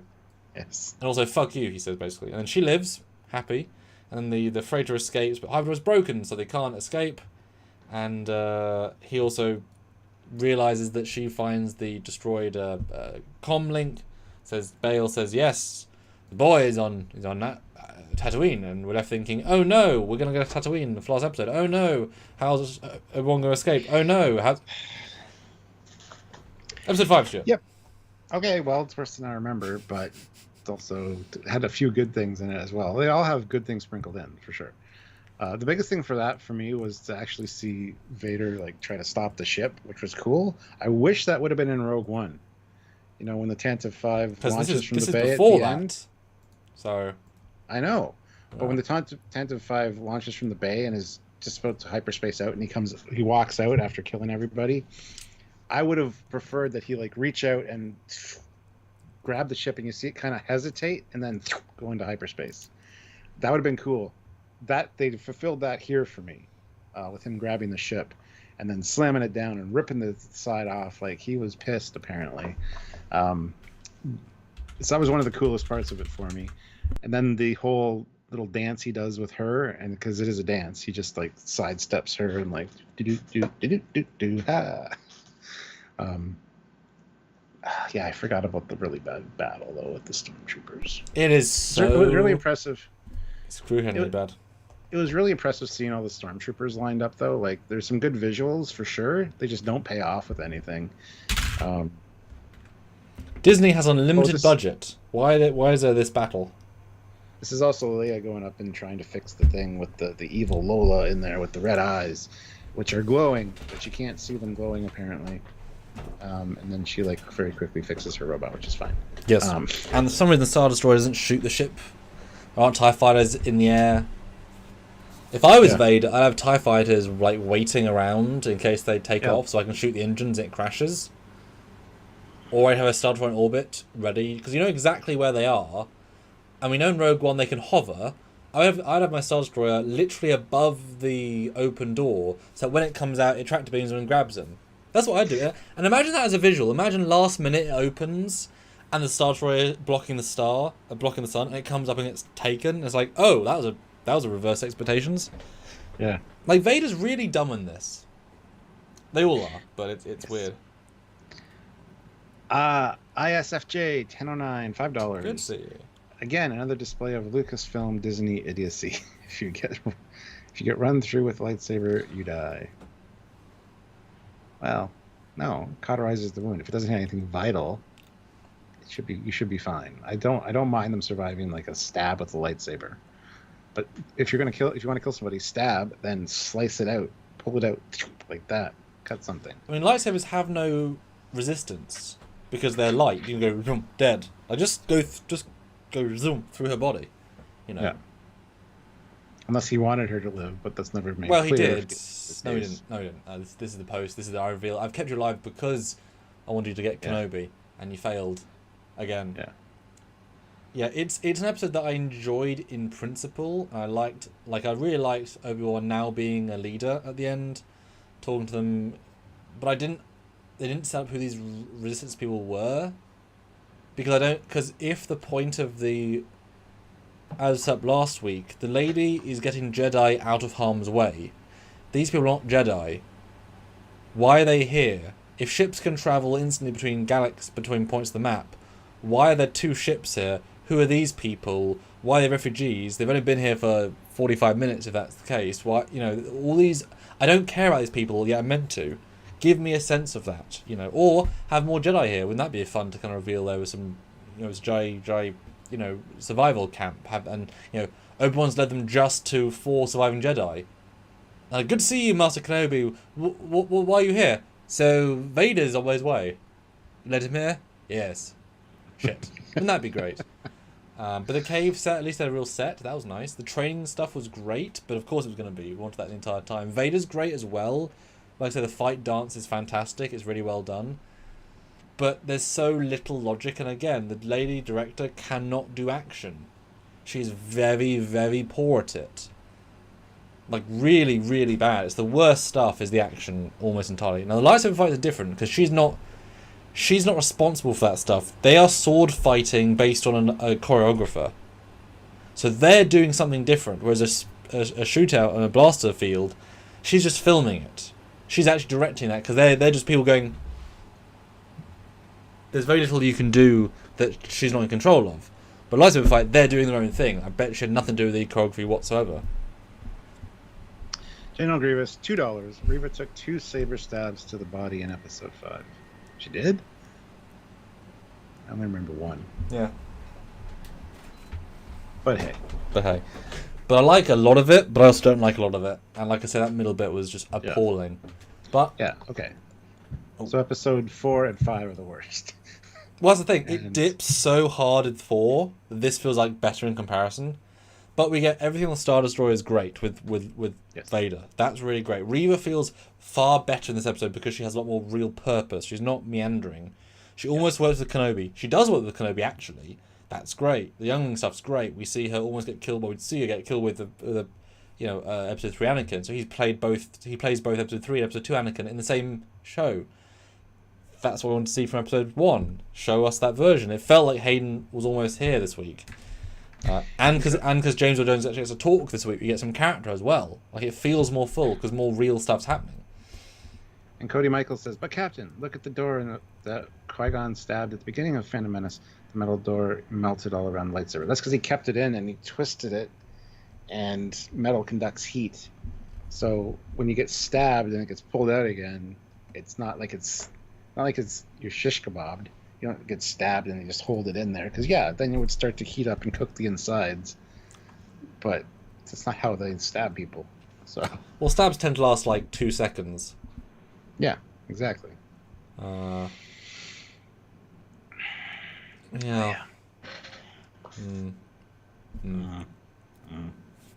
Yeah. But I do wish... it does show how pathetic stormtroopers are, because they can't blast through the door, but she can burn through the door. But then also they're like, just need to buy 1 hour to fix the doors. It's like, but they'll get through in 10 minutes, 4 minutes, 3 minutes. There's a very weird tension, because they put them in such a corner of we can't do it. And again, super dark sets. Why are we focusing on really dark environments? It doesn't add to it. It takes away from it. It doesn't look nice. At least Obi's better this week, which helps. Yes. But obviously we were thinking, right, next week we're going to get flashbacks, we're going to get all the cool things. But at least we get better stuff. Episode 6 of 6 starts with... she's now on Tatooine. She's survived her stabbing. She's on Tatooine the same day from a ship that we don't know how she got. She avoided the Imperial Star Destroyer in the same system. She managed to go all the way to Tatooine and land and find Man and find Lars. Star Destroyer's chasing Obi-Wan Kenobi's ship, can't shoot it, no TIE fighters lost. We got 10 minutes of both Luke on the planet being a bit nervous, Obi-Wan leaving, not leaving. We get Beru finally in it, being the powerhouse out of the two of them, getting blasters, although we know that blasters aren't worth jack shit against lightsabers, and they should know that, but oh well.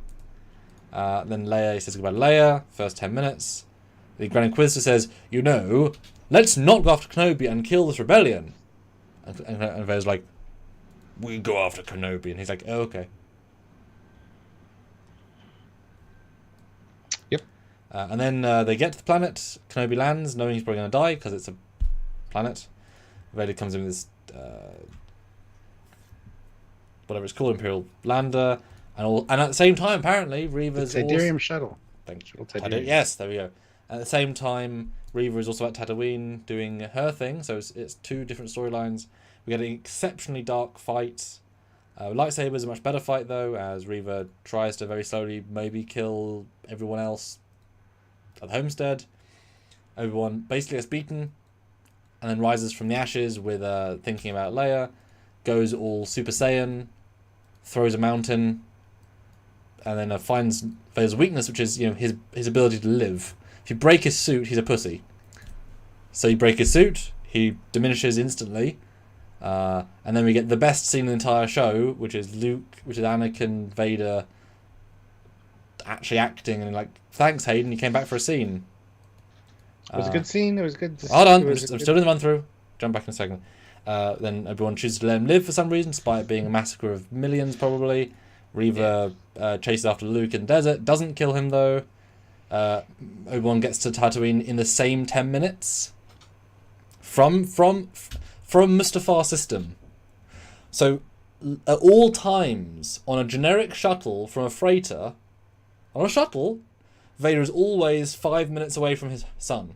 At all times, if he's in his castle. Same moments.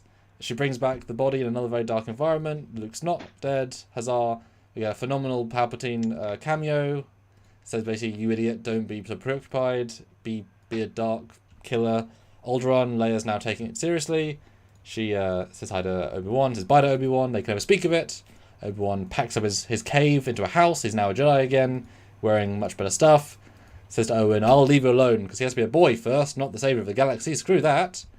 And Owen's like, you know what, meet him. They meet. He meets Qui-Gon at the end with a fake beard. And we end with a hope for season 2, because that's the best episode of the whole season. There we go. Now you can go. That scene, the fight, and the whole speech at the end of, you didn't kill Anakin, I did. I love how that kind of plays into, you know, Vader murdered your father. It's literally what he told me. Yeah, but you should have definitely taken out Darth Vader, because everything that happens after that is definitely on Obi-Wan's shoulders. It all is, because he trained him. So, just saying, Obi-Wan's like the worst person in the galaxy. And then not to actually kill him. Yeah, I mean, the Luke stuff at the end I think was good. Giving him the T-16 Skyhopper model, which we see in A New Hope, was nice. But Reva's change of heart last minute was a little weird, considering she was dedicated enough to go to the planet even after being stabbed to kill this kid, and then just decides... When it only takes 2 minutes to travel, I mean, nothing feels like a big commitment when it's that quick. But after you've been stabbed by a lightsaber, you might want to take a day off of work. Just saying. Maybe a week. Yeah, but she's still got the adrenaline from the stab. It's happened 10 minutes ago, so she's still adrenaline. Oh, revenge is a good motivator. Well, yeah. Sith adrenaline, man. So, yeah, the best episode by far, but still a lot of weird shit. Yeah, the chase, I was really like, why are there no TIE fighters chasing them as well? But I did like seeing the Star Destroyer chasing the ship and the ship doing the Wii U. Like, that was cool. But I was having like PTSD of, was The Last Jedi? Can't remember. Yeah, that's the one. With that garbage chase, one, yes. They'll run out of fuel eventually. Oh, okay. Let's not launch any TIE fighters or anything after them, even though in that movie they did launch TIE fighters. So, hey, kudos to them for that. But there's a lot of good stuff in this one, but just, oh my God. Maybe the series wasn't as good as I remembered. I don't know. And then Qui-Gon at the end, You're finally ready to see me now. Why are you even here? How much did they pay you for this? Seriously? Hmm. I can't think of anything else specifically to talk about. But so much happened. Did it? I don't know. The fight was great. Yes. Although I think OBI WAN felt a little overpowered considering he hasn't used the Force in a while. Yes. We'll talk about that. I like the idea of holding the rocks up with the Force while you're buried in them. I get that. That's cool. Mm-hmm. But then later, it seems like something out of an anime. Like, raise your hand and all these boulders come up and boulder shotgun. That's what it is. But I gotta pop out for another second, guys. We need at least another $34 and 15 likes, at least. Probably back in 1 second. Okay.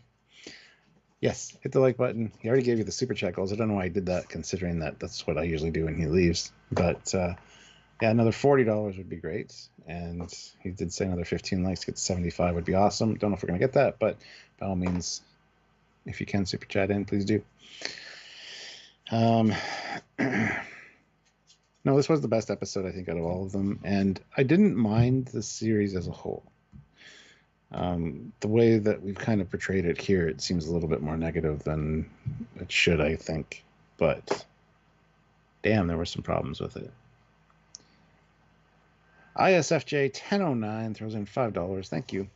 With all the force power Ben used to keep from being crushed, why did Vader not sense it as he walked away? I know. I thought the same thing watching it the first time. He clearly intended to kill him. Yeah, absolutely. I just don't know why Obi-Wan didn't kill Vader when he had him down. I get it, it's your friend, but he just declared that he's not your friend. He's Vader. Anakin's in fact dead. Which I really appreciate the lighting effects, by the way, on his face when that whole conversation's happening. Red when it's Vader talking, and more blue glow when it's Anakin. That was a nice little touch to show the struggle. But Sean O'Sullivan, €2. Sorry I'm late. Hates sand. Gets everywhere.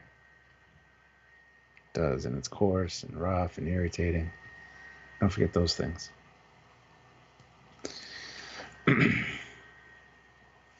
I wouldn't have had Vader losing here. You have to, though, because in A New Hope, it's like, when I left you, I was but the learner. Now I am the master. So you have to have him lose. It's the Jedi way to let people die. Slowly die. That's hilarious. Yeah. I don't know.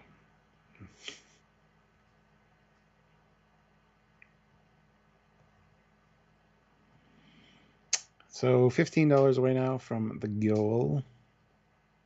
So 10 and a 5 would be awesome. Don't forget there's last super chat slot available right now. Sean O'Sullivan has it.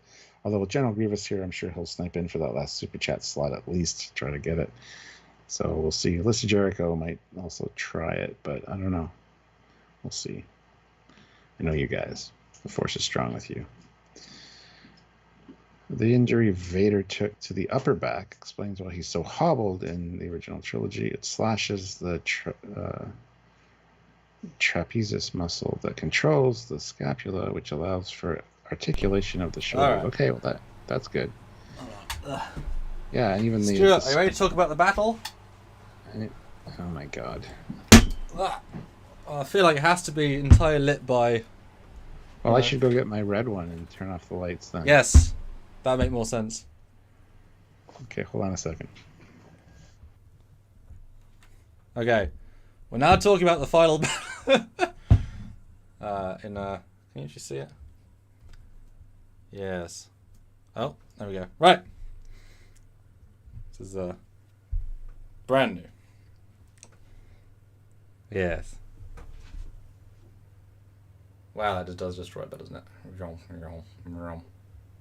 Ooh, look at that. It's really affecting the light, isn't it? Ooh. It's very, very dramatic. So we need $25 more to hit half our minimum. Half our minimum. Not there yet, but help us out if you can. Which is funny because 120 does a big deal. God, that looks very bright, doesn't it? I'm just deaded with power. Unlimited power. So Stuart pop back in. But this took a annoying long time to get into blue. So I'm gonna end the. There we go. So I'm gonna end the poll though. In a second. Let's wait for Stuart to pop back in.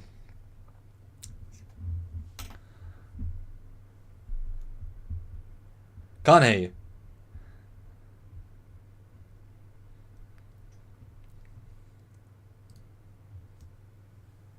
No, you can't. I didn't say anything yet. Oh, okay.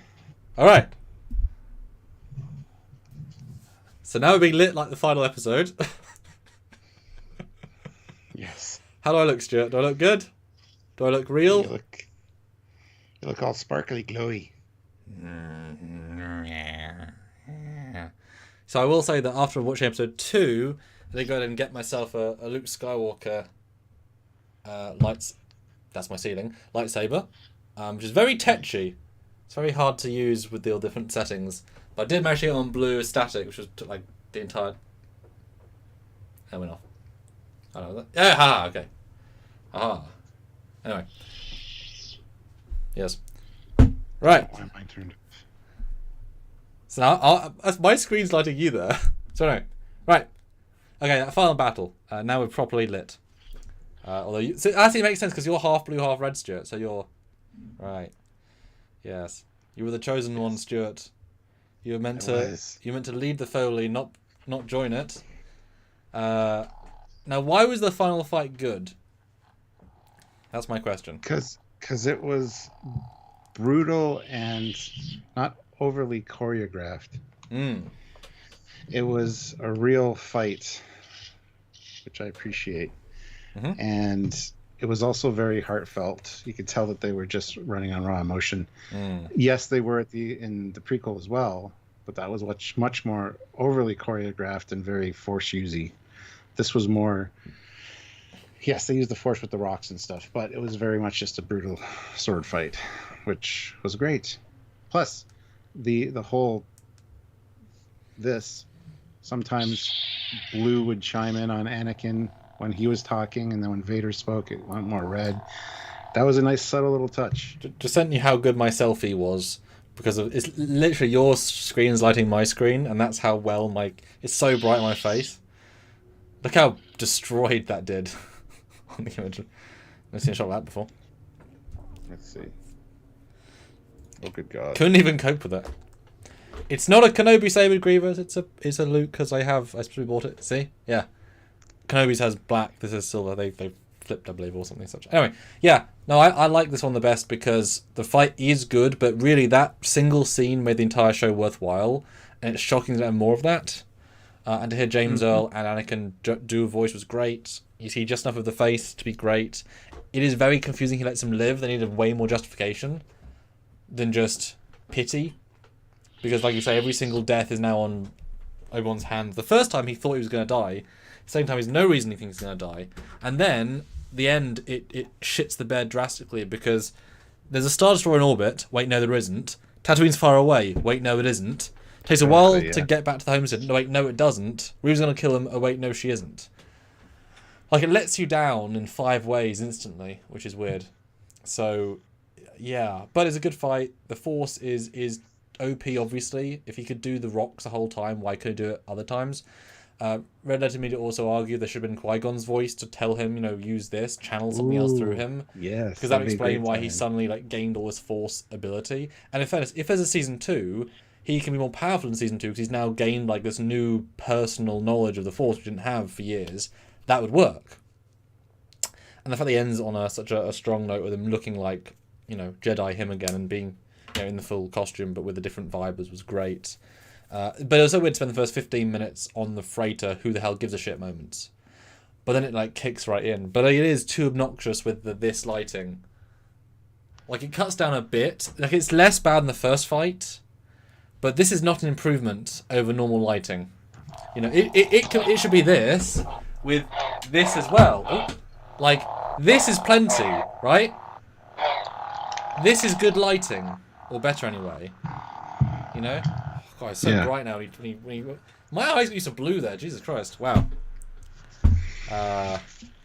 Yeah. See, that's enough. God damn. Okay. Woo. That's it. Turn it off. Ah. It's a real learning curve on these things. Right, Stuart. We are somehow now only $6 from our half our minimum. So I gotta read some super chats. Yes.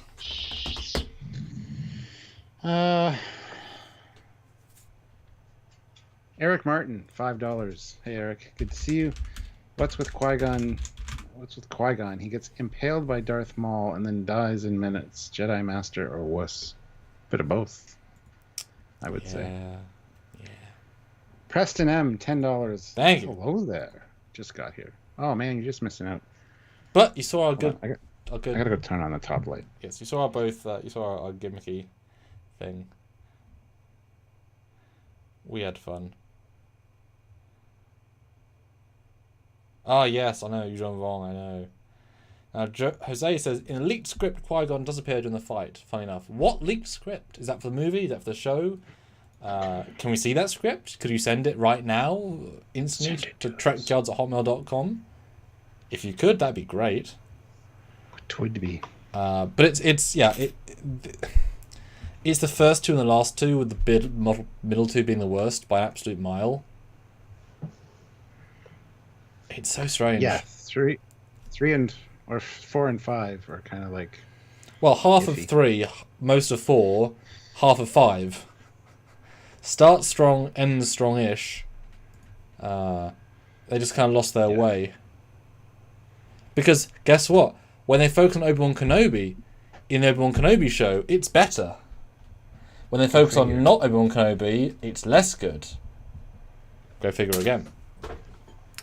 Yeah, but the thing is, it ends in such a note that needs a season 2. Because I thought the Qui-Gon moment was phenomenal.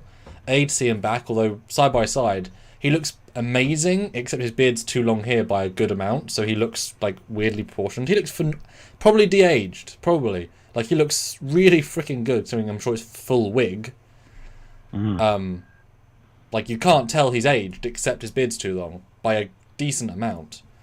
So I really hope season 2, they need Liam, because it's the first time back in live action, since 1999. That's insane. And he filmed it 2 years before that, so... actually, to go back to answer Eric Martin's question as master or wuss, it's funny, because he's a Jedi with a particular set of skills. I know. He will get killed, and yet still find you. What? Thanks, Jose, please do. Now, is that a confirmed 100% leaked? How early was it? Because scripts do change a lot, but I'd love to read what could have been.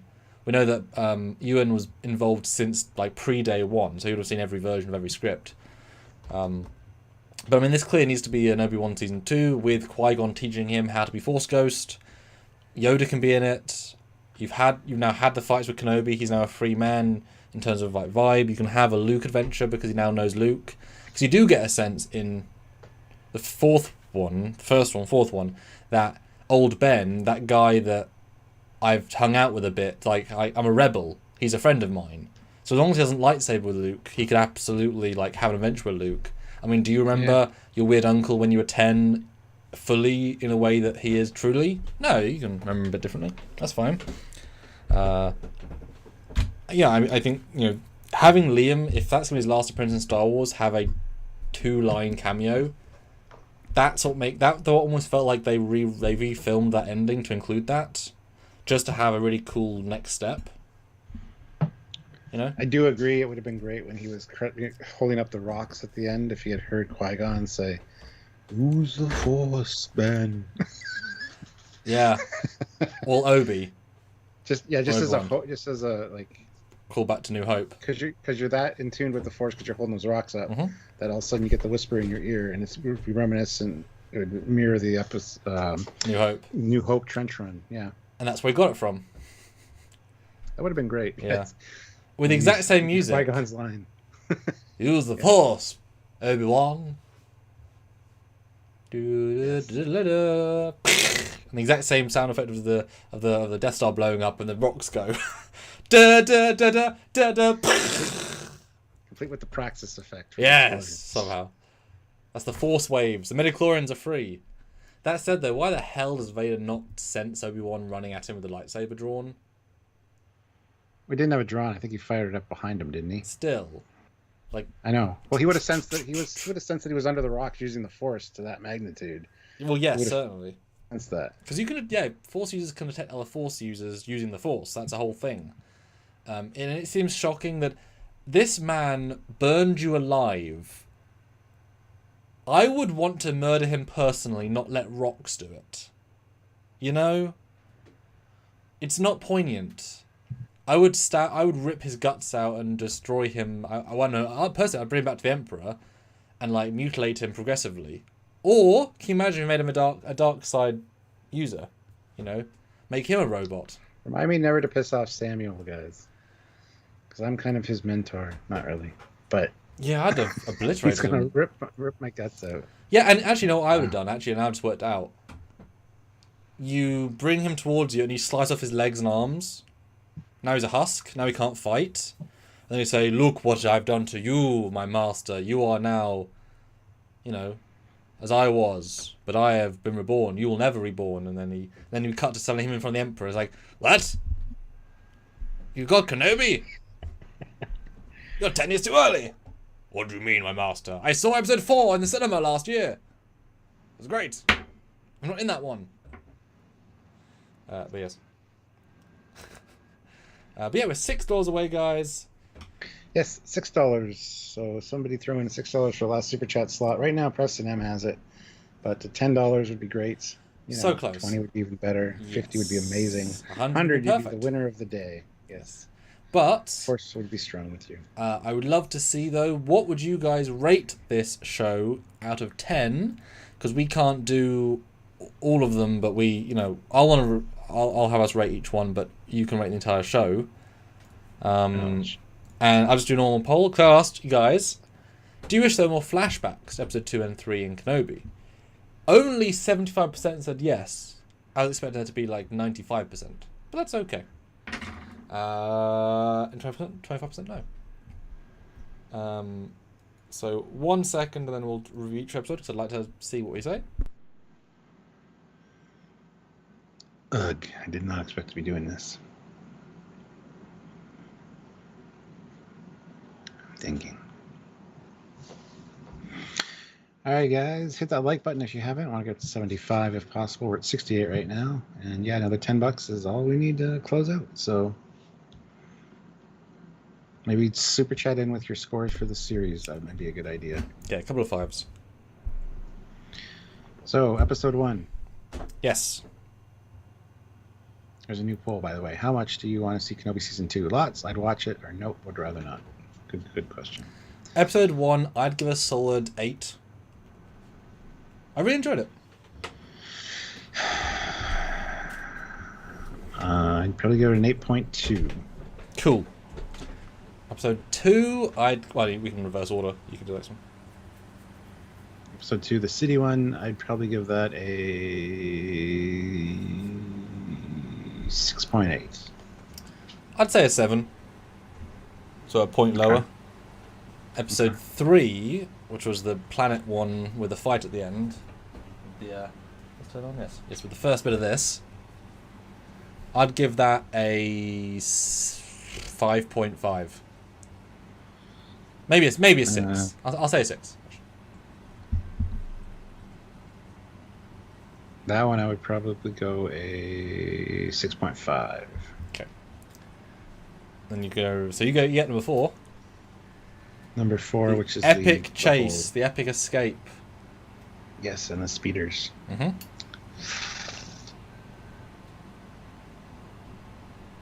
Gonna give that a 5.5. I would give that episode a 3.5. Ooh. It's actually bad in a lot of ways. Yeah. All right. So episode 5. That one, God, some of it's really great. Some of it's not. I'd say it earned back up to a 6.5, maybe 7. So, big jump up. Yeah, that one I'd probably give a 7.3. The final episode, Stuart. The final episode, that one I will give a 8.2. I'd give a 7.3 because the episode 1's still better because it promised more. Like it was a you know. But if you take out the first 10 minutes and have the first scene be him going to the planet and have... Can you imagine there were flashbacks inside the battle to them fighting on Mustafar? Yes. Or like to them previously? They could have cut entirely out of the fight when he's in the rubble. And can you imagine if like he went back to training with Qui-Gon Jinn? Like a young Hayden, shaved face and everything, and like Qui-Gon's talking to us in a prequel. Yeah. Final score. Let's compare it to Picard Season 2. Oh, God, Stuart. Picard Season 2, I would give... 6.5. Okay. The bookend episodes, the first and last, kind of supported a bit. For this one, in comparison... It's the hardest thing you've asked of me. 7.5. Okay. So, what was the first one? Picard, you said was... 6.5. Okay, yeah, okay. God, that is the hardest thing you've asked me for a long time. I mean, Picard, I have no idea what I would have said after we reviewed it, so I that's such an unfair thing to re-ask me. I guess 7 for Picard Season 2, 6.5, 6.2, 5, 4.2. 6.5, I'm going to say 6.5 for Season 2. Kenobi, yeah, I'll go a 7. No higher than a 7. I think it's what you said, isn't it? It says 7.5, I think. Right. I don't know. Not paying attention. And that's being generous, because some of these scenes are great, but it's definitely the most missed potential season of television for a very long time. Which is sad, because Boba Fett felt like a missed opportunity show. This was like a really missed opportunity show. Yeah. But they can learn lessons. You put Dave and Jon Favreau in charge of Season 2. You let them work it into the other shows. You include things that make sense. You give it a much better story. You give, I'll even be happy to have, Bail meet them on a mission and Leia's with him, and so he gets to hang out with Leia again for a second time because she was great. Maybe even have Luke and Leia meet when they're 10, but they don't know who they are. Wouldn't that be kind of cute? Because you wouldn't recognise them, a 10-year-old you versus an adult you. Like, they look nothing like each other. Mostly different actors, obviously, but you wouldn't say, at least because they literally look alike. But yeah, what do you guys think? Oh, we got some super chats. Mm-hmm. Matt Boardman, $10. Super chat of Fragilistic Expialidocious. Thank you so much. Jesus Christ.